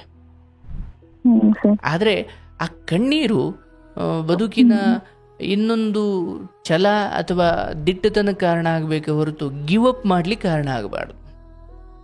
ಎಷ್ಟೋ ಸಾರಿ ಮನೆಯಿಂದ ಇಲ್ಲಪ್ಪ ನಾನು ಕೆಲ್ಸಕ್ಕೆ ಹೋಗ್ತೀನಿ, ನಾನು ಕೂತ್ಕೊಳ್ಳಲ್ಲ, ನಾನು ದುಡಿತೀನಪ್ಪ ಅಂತ ಕೆಲ್ಸಕ್ಕೆ ಸೇರಿರ್ತಾಳೆ. ಅಲ್ಲಿ ಯಾರೋ ಮ್ಯಾನೇಜರ್ ತಪ್ಪಾಗಿ ನಡ್ಕೊಂಡಿರ್ತಾನೆ, ಅದರಿಂದ ಆತ್ಮಹತ್ಯೆ ಅಥವಾ ಮತ್ತೆ ಕೆಲಸ ಬಿಟ್ಟು ಮನೇಲಿ ಕೂತ್ಕೊಳ್ಳೋದು. ಅಂದರೆ ಇಂಥದ್ದೇನೋ ಕಾರಣಗಳಿಗೆ ಜೀವ ಕಳ್ಕೊಂಡವ್ರು ಇದ್ದಾರೆ, ಜಾಬ್ ಕಳ್ಕೊಂಡವ್ರು ಇದ್ದಾರೆ, ಮತ್ತೆ ಜೀವನವನ್ನು 10 ವರ್ಷ ವಾಪಸ್ ತಗೊಂಡೋಗಿ ಒಂದು ಕತ್ಲೆ ಕೋಣೆಯಲ್ಲಿ ಕೊರಗ್ತಾ ಕೂತವರು ಇದ್ದಾರೆ. ಹಾಗಾಗಿ ಹೊರಗಿನಿಂದ ಯಾರೋ ನನ್ನ ಜೊತೆ ಹಾಗೆ ವರ್ತಿಸಿದರು ಅನ್ನೋದೇ ಸತ್ಯ, ನಾನು ಯಾವನ್ನು ಹುಡುಕೊಂಡು ಹೋಗಿಲ್ಲ ಅನ್ನೋದು ಸತ್ಯ. ಹಾಗಾಗಿ ಹೊರಗಿನಿಂದ ಯಾರು ನನ್ನ ಜೊತೆ ನಡ್ಕೊಂಡ್ರೆ ಅದಕ್ಕೆ ನಾನು ಹೊಣೆ ಅಲ್ಲ, ನಾನು ಅದನ್ನು ವಿರೋಧಿಸಿದೆ ಅನ್ನೋ ತೃಪ್ತಿ ನನಗಿರ್ಬೇಕಲ್ವಾ. ನಾನೇ ಅದನ್ನು ಹುಡುಕೊಂಡು ಹೋಗಿದ್ರೆ ನನಗೆ ರಾತ್ರಿ ನಿದ್ದೆ ಬರಬಾರ್ದು, ಅಯ್ಯೋ ಎಂತ ಹೊಲಸು ಕೆಲಸ ಮಾಡ್ಕೊಂಡ್ಬಿಟ್ನಪ್ಪ ಅಂತ. ಬೇರೆಯವ್ರು ಯಾರು ಹಂಗೆ ಮಾಡಿದ್ರು ಅಂದ್ರೆ ಅದರ್ಥ ನನ್ನ ಇಚ್ಛೆ ಅದಾಗಿರ್ಲಿಲ್ಲ. ಹೊರಗಿನಿಂದ ಯಾರೋ ಆ ರೀತಿ ಮಾಡಿದ್ರು ಅಂದಾಗ ಈಗ ನಿಮ್ಮ ಗಂಡನಿಗೆ ಬೇರೆ ಯಾರೋ ವಿಷ ಕುಡಿಸೋದಕ್ಕೂ ತಾನೇ ಕುಡಿಯೋದಕ್ಕೂ ವ್ಯತ್ಯಾಸ ಇದೆಯಲ್ವನವ. ಹಾಗಾಗಿ ನಾನೇ ಯಾರೋ ಪರಪುರುಷನ ಹುಡ್ಕೊಂಡು ಹೋಗಿದ್ದಲ್ಲ, ಯಾರೋ ನನ್ನೋಳು ಬಸ್ಸಲ್ಲಿ ನಿಂತಿದ್ದಾಗ ಎಲ್ಲೋ ರಶಲ್ಲಿ ನಿಂತಿದ್ದಾಗ ನನ್ನ ಜೊತೆ ಹಂಗೆ ನಡ್ಕೊಂಡ ಅಂದರೆ ಅದರ ಅರ್ಥ ಇಂಥವ್ರು ಇದ್ದಾರೆ, ಎಚ್ಚರವಾಗಿರು. ಒಂದು, ಎರಡನೇದು ನಾನು ಅದಕ್ಕೆ ಆಸೆ ಪಟ್ಟವಳಲ್ಲ ಅನ್ನೋ ಆತ್ಮತೃಪ್ತಿ. ನಾನು ಬಯಸಿದ್ರೆ ಅದು ನಾನು ದುಃಖ ಪಡಬೇಕು, ಮನೆ ಖಾಲಿ ಮಾಡಬೇಕು, ನಾನು ಬೇಕಾದ್ರೆ ಜೀವನ ಬಿಡಬೇಕು, ಆದ್ರೆ ನಾನು ಮಾಡಿದ್ದಲ್ವಲ್ಲ. ಸೊ ಹೀಗೆ ಯೋಚಿಸಿದ್ರೆ ಒಂದು ಹೆಣ್ಣಿಗೆ ಇಂಥ ಅನುಭವಗಳು ಮುಂದೆ ದಾರಿ ತೋರುತ್ತವೆ. ಇಲ್ಲ ಇನ್ಯಾರೋ ಅನುಚಿತವಾಗಿ ಇನ್ಯಾರೋ ಅಯೋಗ್ಯ ನಮ್ಮ ಜೊತೆ ವರ್ತಿಸಿದ್ದನ್ನು ನಾವೇ ಹೋಗಿ ಅದನ್ನು ಅವರಿಂದ ಆ ರೀತಿ ಮಾಡಿಸಿಕೊಂಡ್ವೇನೋ, ಆ ರೀತಿ ತಪ್ಪಾಗಿ ನಡೆಸಿಕೊಂಡ್ವೇನೋ, ದುಡ್ಡು ಕೊಟ್ಟು ಅನ್ನೋ ಥರ ನಾವು ತುಂಬ ಪಶ್ಚಾತ್ತಾಪಕ್ಕೊಳಗಾದರೆ ಪ್ರಪಂಚ ಮುಂದೆ ಹೋಗ್ತಿದೆ. ನೀನು ಮಾನಸಿಕವಾಗಿ ಕುಗ್ಗಿದ್ರೆ ನೀನೊಂದು 10 ವರ್ಷ ಹಿಂದೆ ಹೋಗ್ತೀಯ, ಕಡೆಗೆ ಯಾರಿಗೂ ಬೆಳೆದವಳಾಗ್ತೀಯ. ಎಲ್ಲ ಒಳ್ಳೆಯದಾಗುತ್ತೆ. ಯುಗಾದಿಯ ಈ ಸಮಯದಲ್ಲಿ ನಿನ್ನ ಅಂತರಂಗವನ್ನು ಮತ್ತಷ್ಟು ಗಟ್ಟಿ ಮಾಡ್ಕೋ. ಹೇಗೆ ಪ್ರಕೃತಿ ಚಿಗುರಿ ಮಾವಿನ ಎಲೆ ಬೇವಿನ ಎಲೆ ಎಲ್ಲ ಚಿಗುರಿ ಕೂತಿದ್ದಾವ, ಹಾಗೆ ನಿನ್ನ ಅಂತರಂಗದಲ್ಲಿ ಈ ಮಾವನ ಈ ವರ್ತನೆಗಳು ಹೊರಗಡೆ ಒಂದು ಗಂಡ ಬಿಟ್ಟಿರುವ ಹೆಣ್ಣು ಅಥವಾ ಒಂಟಿ ಇರುವ ಹೆಣ್ಣು ಅದು ನಿನ್ಗಲ್ಲ, ಜಗತ್ತಲ್ಲಿ. ಯಾಕಂದ್ರೆ ಹೆಣ್ಣು ಗಂಡಿಗೆ ಅಂಥದ್ದೊಂದು ಆಕರ್ಷಣೆ ಇದೆ. ಕಾಮಕ್ಕೆ ಕಣ್ಣಿಲ್ಲ, ಅದು ಮಗಳು ಅತ್ತೆ ಮಾಮ ಇದು ಯಾವುದು ಕೇಳಲ್ಲ. ಹೌದೌದು, ಅದನ್ನು ಪೂರ್ವಜರೇ ಹೇಳಿದ್ದಾರೆ. ಕಾಮ ಅನ್ನೋದೇ ಹಾಗೆ. ಆದರೆ ಆ ಕಾಮವನ್ನ ನಿಯಂತ್ರಿಸೋದಕ್ಕೆ ಒಂದು ಅತ್ಯಂತ ಸಾತ್ವಿಕ ಸಜ್ಜನ ಮನೋಭಾವ ಬೇಕು. ಆದರೆ ಕಾಮಕ್ಕೆ ವಶವಾದಾಗ, ಕಾಮದೇವನ ಆಗಮನ ಅಲ್ಲಿ ಆದಾಗ ಅದಕ್ಕೆ ಎಂತ ಅಂದರೆ ಒಂದು ಹೆಣ್ಣು ಕೆಟ್ಟ ನಿಂತರೆ ಶಿವನೂ ಕೂಡ ಕಾಮನೆ ಅಂತ ಒಂದು ಮಾತಿದೆ. ಕಾಯುವ ಶಿವನೂ ಕಾಮನಾಗಬಲ್ಲ ಅಂತ. ಸರಿ, ಇನ್ನೊಂದು ನಾನ್ ತಿಳ್ಕೊಂಡ್ ಮಟ್ಟಿಗೆ ಜನರುಗಳ ಮನ್ಸಲ್ಲಿ ಏನೈತೆ ಅಂತಂದ್ರೆ, ಅವ್ರ ಗಂಡ ಇಲ್ಲ ಅಂದ್ರೆ ಅವ್ರು ಬದುಕಕ್ಕೆ ಆಗಲ್ಲ, ಈ ಲೈಂಗಿಕತೆ ನಡೆಸಿಲ್ಲ ಅಂದ್ರೆ ಬದುಕಕ್ಕೆ ಆಗಲ್ಲ ಅನ್ನೋದು ಆಲ್ಮೋಸ್ಟ್ 90% ಜನರುಗಳ ಮನ್ಸಲ್ಲಿ ಇರೋದೇ ಆತರ ಸರ್. ಹೌದು ಹೌದು ಹೌದು, ಹಂಗೆ ಯೋಚನೆ ಮಾಡ್ತಾರವ. ಬಟ್ ಆದ್ರೆ ಜವಾಬ್ದಾರಿಗಳು ಅಥವಾ ನೀವು ನೋಡ್ಕೊಂಡ್ ಬಂದಿರೋ ಕಷ್ಟಗಳು, ಅಂದ್ರೆ ವೈರಾಗ್ಯ ಅನ್ನೋದು 60-70 ಆದ್ರ ಮೇಲೆ ಬರುತ್ತೆ. ಇವ್ರಿಗೆಲ್ಲ ವೈರಾಗ್ಯ ಇರಲ್ಲ, ಇವ್ರಿಗೆ ಆ ಸುಖದ ಬಯಕೆ ಇರುತ್ತೆ ಅಂತ ಜನ ಭಾವಿಸ್ತಾರೆ. ವೈರಾಗ್ಯ ಅದು 20-14 ವಯಸ್ಸಲ್ಲಿ ಬಂದ್ಬಿಡ್ಬೋದು ಸರ್. ಇನ್ನೊಂದು ಆತರ ಬರ್ಬೋದೇನೋ ಮೋಸ್ಟ್ಲಿ, ಅಂದ್ರೆ ಕೆಲವೊಂದಷ್ಟು ಜವಾಬ್ದಾರಿಗಳು ನಮ್ಮ ತಲೆ ಮೇಲೆ ಇದ್ದಾಗ ಸರ್, ನಿಜವಾದ ಜವಾಬ್ದಾರಿ ಇರೋ ವ್ಯಕ್ತಿಗೆ ಆತರ ಥಾಟ್ ಬರಲ್ಲ ಸರ್. ನಾನು ಅನ್ಕೊಂಡಿರೋ ಪ್ರಕಾರ ಲೈಂಗಿಕತೆ ಮೇಲೆ ಅಷ್ಟು ಇಂಟ್ರೆಸ್ಟ್ ಬರಲ್ಲ. ಇರ್ಲವ, ಅದೆಲ್ಲ ಅವರವರ ಅನುಕೂಲ ಅಥವಾ ಅವರವರ ಪರಿಸ್ಥಿತಿಗೆ ನಿರ್ಧರಿಸಿದ್ದು. ಅಂದರೆ ಲೈಂಗಿಕತೆ ಅವಶ್ಯವಾಗಿ ತಪ್ಪಲ್ಲ, ಆದರೆ ಅಕ್ರಮದ ಮನಸ್ಥಿತಿ ಯಾವತ್ತೂ ದುರಂತಕ್ಕೆ ಕಾರಣವಾಗುತ್ತೆ. ಹೌದು ಸರ್. ಆಯ್ತಲ್ವಾ? ತೀರಾ ಇವನ್ ನನ್ನ ಬದುಕಿನ ನನ್ನ ಹಕ್ಕಿರುವ ಜೊತೆಯಲ್ಲಿ ಲೈಂಗಿಕತೆ ಮಾಡಿದ್ರು ಕೂಡ ಅದು ತೀರಾ ಅತಿಯಾದ್ರೆ ನೀನ್ ನಾಶವಾಗಿ ಹೋಗ್ತೀಯ. ಹೌದು ಅಲ್ವಾ? ಅದಕ್ಕೆ ಯಾಕಂದ್ರೆ ಅದು ತೀರಾ ಅತಿಯಾದ ಲೈಂಗಿಕತೆಗೂ ಮತ್ತೆ ಕುಷ್ಠರೋಗಕ್ಕೂ ಅಷ್ಟೇನು ವ್ಯತ್ಯಾಸ ಇಲ್ಲ. ಹೌದು. ಅದರಿಂದಲೂ ಅತಿಯಾದ ಲೈಂಗಿಕತೆ ಅಂದ್ರೆ ಅದು ಶರೀರಕ್ಕೆ ಬಹಳ ದೊಡ್ಡ ನಷ್ಟ. ಹೌದು ಸರ್. ಅತಿ ಆದ್ರೆ ಯಾವುದು ಸರ್ ಅನ್ಕೊಂತಾರೆ ಅಲ್ಲ, ಅದ್ ಹೆಂಗ್ ಅನ್ಕೊಂತಾರೆ, ಈಗ ನಮ್ಗೆ ಯೋಚನೆ ಮಾಡೋಕೆ ತುಂಬಾ ಇರ್ತದೆ. ಬೆಳಿಗ್ಗೆ ಆಯ್ತು ಅಂದ್ರೆ ಏನಬ್ಬಾ ಮಾಡೋದು, ಇನ್ನೊಂದು EMI ಕಟ್ಬೇಕು, ಇನ್ನೊಂದ್ ಕಟ್ಬೇಕು ಅನ್ನೋದು ಅಷ್ಟು ಟೆನ್ಷನ್ಸ್ ಇರ್ತದೆ. ಅದೇ ಅವ್ರ ಥಾಟ್ ಬರುತ್ತೆ ಅವ್ರ ಮೈಂಡಲ್ಲಿ. ಇಲ್ಲವ, ನಿನ್ನ ಬದುಕಿನ ಕಷ್ಟ ನಿನಗೆ, ಅದು ಅವ್ರಿಗಲ್ಲ. ಹೌದು ಹೇಳ್ತಾರಲ್ಲ, ನಿಮ್ ದೊಡ್ಡಪ್ಪ ಮಂತ್ರ ಆದ್ರೆ ಅದ್ ನಿನಗೆ, ಅಂದ್ರೆ ನಿನ್ನ ದೊಡ್ಡಪ್ಪ ನಿನಗೆ ದೊಡ್ಡಪ್ಪನೇ ಹೊರತು ನನಗೆ ದೊಡ್ಡಪ್ಪ ಅಲ್ಲ ಅನ್ನಂಗೆ ನಿನ್ ಕಷ್ಟ ನಿನಗೆ, ಅವ್ರ ಕಾಮನೆಗಳಿಗೂ ನಿನ್ ಕಷ್ಟಗಳಿಗೂ ಸಂಬಂಧವೇ ಇಲ್ಲ. ಹೌದು, ನಿಜ ಸರ್ ನೀವು ಹೇಳೋದು. ಪಾಪ ಬಸ್ ಸ್ಟ್ಯಾಂಡ್ ಅಲ್ಲಿ ಮಧ್ಯರಾತ್ರಿ ನೈಟ್ ಡ್ಯೂಟಿ ಮುಗಿಸಿ ಬಸ್ಸಿಗೆ ಕಾಯ್ತಾ ಇರೋ ಒಂದು ಹೆಣ್ಣು ಮಗಳು, ಅಲ್ಲಿ ಮನೆಯಲ್ಲಿ ಮಕ್ಕಳು ಕಾಯ್ತಾ ಇರ್ತವೆ, ಅಥವಾ ಅವಳಿಗೆ EMI ಜವಾಬ್ದಾರಿ ಏನೋ ಒದ್ದಾಟ, ಅವಳ ತಲೆಯಲ್ಲಿ ಬಸ್ಸಿಗೆ ಕಾಯ್ತಿರ್ತಾಳೆ. ಇಲ್ಲಿ ಓಡಾಡೋ ಕಾಮಾಂಧನಿಗೆ ಅವನಿಗೆ ಲೈಂಗಿಕತೆ ಮಾತ್ರ ಪರಮ ಗುರಿಯಾಗಿರುತ್ತೆ. ಅಂದ್ರೆ ಅವಳ ಜವಾಬ್ದಾರಿ ಇವನ ಕಾಮನೆ. ಇನ್ನೊಂದು, ನಾವು ಕಾಲೇಜಲ್ಲೆಲ್ಲ ಹೋಗ್ಬೇಕಿದ್ರೆ ಫ್ರೀಡಮ್ ಇದ್ರೆ ಸಾಕಪ್ಪ, ಹಂಗ್ ತಿರ್ಬೋದು ಹಿಂಗ್ ತಿರ್ಬೋದು ಅಂತೆಲ್ಲ ನಾವ್ ಅನ್ಕೊಂತೀವಿ. ಈಗ ಸರ್ ನಾವ್ ಎಲ್ಲೋದ್ರು ಯಾರು ಕೇಳೋರಿಲ್ಲ ಹೇಳೋರಿಲ್ಲ, ಆದ್ರೂ ಅಂತ ತಪ್ಪು ಮಾಡೋಕ್ಕೂ ಹೋಗಕ್ಕಾಗಲ್ಲ ನೋಡಿ. ಎಷ್ಟು ಜೀವನ ಎಷ್ಟು ಚೇಂಜ್ ಆಗ್ತಾ ಹೋಗುತ್ತೆ.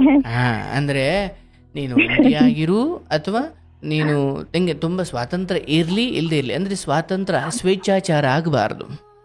ಹೌದು ಸರ್. ಸ್ವಾತಂತ್ರ್ಯ ಬೇರೆ, ಸ್ವೇಚ್ಛಾಚಾರ ಬೇರೆ. ಸ್ವಾತಂತ್ರ್ಯ ಯಾವಾಗ ನಿನ್ನ ಜವಾಬ್ದಾರಿ ಇದೆ, ಮಕ್ಕಳಿಗೆ ತಾಯಿಯಾಗಿ, ಅತ್ತೆ ಮಾವನಿಗೆ ಸೊಸೆಯಾಗಿ, ಗಂಡನಿಗೆ ಹೆಂಡತಿಯಾಗಿ, ಮನೆಯ ಸೊಸೆಯಾಗಿ ನಿನ್ನ ಜವಾಬ್ದಾರಿಯನ್ನ ಮಾಡು. ಆಮೇಲೆ ಭಗವಂತ ನಿನಗೆ ಒಳ್ಳೆ ಬದುಕನ್ನ ಕೊಡ್ತಾನೆ, ಅಥವಾ ಅದೊಂದು ಸ್ವಾತಂತ್ರ್ಯ ಅನ್ಬೋದು. ಬಟ್ ನನಗೆ ಇವ್ರು ಯಾರು ಇಲ್ಲ, ಹೇಳೋರು ಕೇಳೋರಿಲ್ಲ ಅಂತ ನಾನು ಏನೇನೋ ತಪ್ಪು ನಿರ್ಧಾರ ತಗೊಂಡ್ರೆ, ಅಥವಾ ನಾನು ತುಂಬಾ ಇಂದ್ರಿಯ ಸುಖಗಳಿಗೆ ಅಧೀನವಾಗಿ ದಾಸನಾದ್ರೆ, ಅದು ಕಡೆಗೆ ಯೌವನ ಇರೋವರೆಗೂ ಒಂಚೂರು ಮೆರಿಬಹುದು, ಆಮೇಲೆ ಏನ್ ಕತೆ. Most important. ಇರ್ಲವ, ನಿನ್ನ ಅತ್ತೆ ಹಾಗೆ ಗಂಡನ ವಿರುದ್ಧವಾಗಿ ಮಾತಾಡೋದು ಅಂದ್ರೆ ನಿನ್ನ ಕ್ಯಾರೆಕ್ಟರ್ ಬಗ್ಗೆ ಅವ್ರಿಗೆ ಚೆನ್ನಾಗಿ ಗೊತ್ತು ಅಂತ. ಗೆದ್ದಿದ್ ನಿನ್ ಕ್ಯಾರೆಕ್ಟರ್ ಎಲ್ಲ. ನೀನು ಅಂತದ್ದೇನು ಮಾಡಿರೋದನ್ನ ಅವರು ಕಣ್ಣಾರೆ ನೋಡಿದ್ರೆ, ಬಿಡು ನನ್ನ ಗಂಡ ಎಷ್ಟನೇವನ್ ಇರ್ಬೇಕು ನಿನಗೆ ಅಂತ ಅವರೇ ಕೇಳ್ತಿದ್ರು. ಹೌದಲ್ವಾ? ಹಾಗಾಗಿ ನಿನ್ನನ್ನು ಪ್ರತಿ ಸಾರಿ ಕಾಪಾಡಿದ್ದು ಮುಂದೆಯೂ ಕಾಪಾಡೋದು ಆ ಕ್ಯಾರೆಕ್ಟರ್, ಆ ವ್ಯಕ್ತಿತ್ವ. ಅದು ಹೊರತುಪಡಿಸಿ ಗಂಡಸರು 1000 ಜನ ಸಿಗ್ಬೋದವ, ಆದರೆ ನಿನಗೆ ಕಳೆದುಕೊಂಡ ಗೌರವವನ್ನು ಮರಳಿ ತಂದು ಕೊಡುವ ಯಾವ ಮಹಾಪುರುಷನೂ ಈ ಜಗತ್ತಲ್ಲಿಲ್ಲ. ಅದನ್ನು ನೀನೇ ಕಳ್ಕೊಂಡಿದ್ದೀಯಾ, ಅದನ್ನು ನೀನೇ ಗಳಿಸ್ಕೊಳ್ಬೇಕು. ಸೊ ಕಳ್ಕೊಂಡ ಮೇಲೆ ಗಳಿಸ್ಕೊಳ್ಳೋದು ಕಷ್ಟ. ಅಲ್ಲೇ ಇರು, ಅಲ್ಲೇ ಅಲ್ಲೇ ಜೀವನ ಮಾಡು, ಅಲ್ಲೇ ಮಕ್ಕಳನ್ನು ಸಾಕು. ಅಂಡ್ ಇದೆಲ್ಲವೂ ಒಂದು ಪರೀಕ್ಷೆ, ಇದಕ್ಕೆ ಹೆದರಬೇಡ, ಪಲಾಯನ ಮಾಡಬೇಡ, ಇಲ್ಲೇ ಬದುಕಿ ನಿನ್ನ ಜೀವನವನ್ನು ಕಟ್ಕೋ. ಮಾವನನ್ನು ಕೂಡ ಬಾಯಿ ತುಂಬ ಕರಿ ಮಾತಾಡಿಸು, ಅವ್ರವ್ರು ಮಾಡಿದ್ದ ಅವ್ರವ್ರಿಗೆ. ಅದನ್ನು ನೀನು ಯಾಕೆ ನಿನ್ನ ಮನೆಯಲ್ಲಿ ಕೊರಗಿ ನಿನ್ನ ಮನೆ ನೆಮ್ಮದಿ ಹಾಳು ಮಾಡ್ಕೊಳ್ತೀಯ? ಬಟ್ ಮೊದಲಿಗಿಂತ ಹೆಚ್ಚು ಜಾಗೃತಳಾಗಿರು ಅಷ್ಟೇ. ಹೌದು ಸರ್, ಅದೇ ಈಗ ಅನ್ಕೊಂಡಿದ್ದೀನಿ ಅದೇ ತರ. ಹೌದು, ಅಂದ್ರೆ ಯಾರೋ ಒಬ್ಬ ದಿವಸ ಮಧ್ಯರಾತ್ರಿಯಲ್ಲಿ ರೀಸರ್ಚ್ ಮಾಡ್ಲಿಕ್ಕೆ ಆಚೆ ಸುಮ್ಮನೆ ಎದ್ದು ಬರ್ತೀನಂತೆ. ಬಟ್ ಒಂದು ದಿವಸ ರಾತ್ರಿ ಅವ್ರ ಮನೆ CCTVಯಲ್ಲಿ ಬೆಳಿಗ್ಗೆನಾಗ ನೋಡುದಂತೆ, ರಾತ್ರಿ 3 ಗಂಟೆ ರಾತ್ರಿಲಿ ಅಲ್ಲಿ ಒಂದು ಚಿರತೆ ಹೋಗ್ತಿತ್ತಂತೆ. ಅವತ್ತಿಂದ ರೀಸರ್ಚ್ ಮಾಡಕ್ ಬರೋದೇ ಬಿಟ್ನಂತವನು. ಅಂದ್ರೆ ಅರ್ಥ ಅದಂತೇನೋ ಚಿರತೆ ನೋಡಿದಾಗ ನಾನು ಮೊದಲಿಗಿಂತ ಎಚ್ಚರನಾದೆ ಅನ್ನೋದಷ್ಟೇ. ಬಹುಶಃ ಅವನು ಅದಕ್ಕೆ ಬೇರೆ ಮಾರ್ಗ ಹುಡಿಕೊಂಡಿರ್ಬೋದು ಅನ್ನೋದು ಬಿಟ್ರೆ, ಮೊದಲಿನಷ್ಟು ಸ್ವೇಚ್ಛಾಚಾರವಾಗಿ ಹೆಂಗೆ ಎದ್ದು ಬಂದೆ, ಸುಮ್ಮನೆ ಇದು ಮಾಡದೆ ಹೋದೆ ಅಂತ ಇಷ್ಟ. ಹಂಗೆ ಇಂಥದ್ದೇನೋ ಆದಾಗ ನೀನು ಮೈಯೆಲ್ಲ ಕಣ್ಣಾಗಿರೋದನ್ನು ಕಲಿಬೇಕಷ್ಟೆ. ಅಯ್ಯೋ ಇದೇನಪ್ಪ ಯಾವಾಗಲೂ ಚಿರತೆ ಬಂದಿದೆ ಅಂತ CCTVಲಿ ನೋಡಾದ್ಮೇಲೆ ಮತ್ತೆ ನಾಳೆ ಬರೋ ರಾತ್ರಿಗಳಲ್ಲಿ ತುಂಬಾ ಎಚ್ಚರವಾಗಿ ಓಡಾಡಕ್ ಶುರು ಮಾಡಿದ್ರು ಅಂತ. ಹಂಗೆ ಇದೇ ದಿನ ಕೊನೆಯಲ್ಲ, ನಾಳೆ ಬರೋ ದಿನಗಳಲ್ಲಿ ನೀನು ಎಚ್ಚರವಾಗಿರು ಅಂತ. ಇವೆಲ್ಲ ಪಾಠ ಅಷ್ಟೇ. ಒಳ್ಳೇದಾಗ್ಲಿ ತಾಯಿ, ನಿನ್ನ ಮಕ್ಳಿಗೆ ಒಳ್ಳೇದಾಗ್ಲಿ. ಬಹಳ ಸಂತೋಷ. ಇದನ್ನೆಲ್ಲ ಪಾಪ ನೀವು 2-3 ಸತಿ ಅಂದ್ರೆ ಒಂದು ನಂಬಿಕೆ ಇಟ್ಟು ಹೇಳಿಕೊಳ್ಳುತ್ತೀರಾ, ಅದಕ್ಕೆ ನಾನು ಚಿರಋಣಿ. ಅದು ದೊಡ್ಡತನ ಪಾಪ. ಅಷ್ಟು ನನಗೆ ಬಹುಶಃ ನಿನ್ನ ಮನೆಯವ್ರಿಗೆ ಅದೊಂದು ಗೋಸ್ಟ್ ಹೋಮ್ ತರ ಕಾಣ್ತಾ ಇದೆ. ನಿನ್ನ ಮನೆ ದೆವ್ವಗಳ ಮನೆ ತರ ಕಾಣ್ತಾ ಇದೆ. ಆದ್ರೆ ನಿನ್ನಲ್ಲಿ ಆ ಧೈರ್ಯ ಇದೆ, ಅದನ್ನ ನಡೆಸ್ಕೊಂಡು ಹೋಗ್ತಾ ಇದೀಯಾ. ಗ್ರೇಟ್ ಗ್ರೇಟ್, ಒಳ್ಳೇದಾಗ್ಲವ, ಶುಭವಾಗ್ಲಿ. ಅಂಡ್ ಮುಂದಂತದ್ದು ಏನಾದ್ರು ಗೊಂದಲ ಇದ್ರೆ ಬಂದು ಮಾತಾಡುವ. ಶುಭವಾಗ್ಲಿ. Thank you sir, thank you.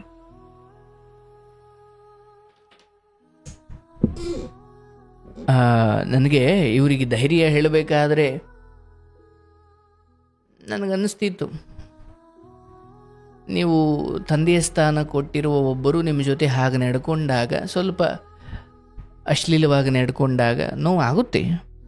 But ನನಗೆ ನಂಬಿಕೆ ಇದೆ ಆ ಹಿರಿಯರು ಅದನ್ನು ತಿದ್ದುಕೊಳ್ತಾರೆ ಅಂತ.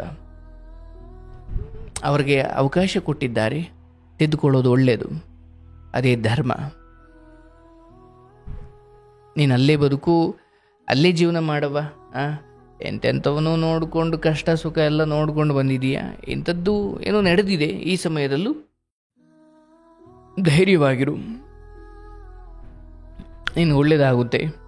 ಶುಭವಾಗಲಿ.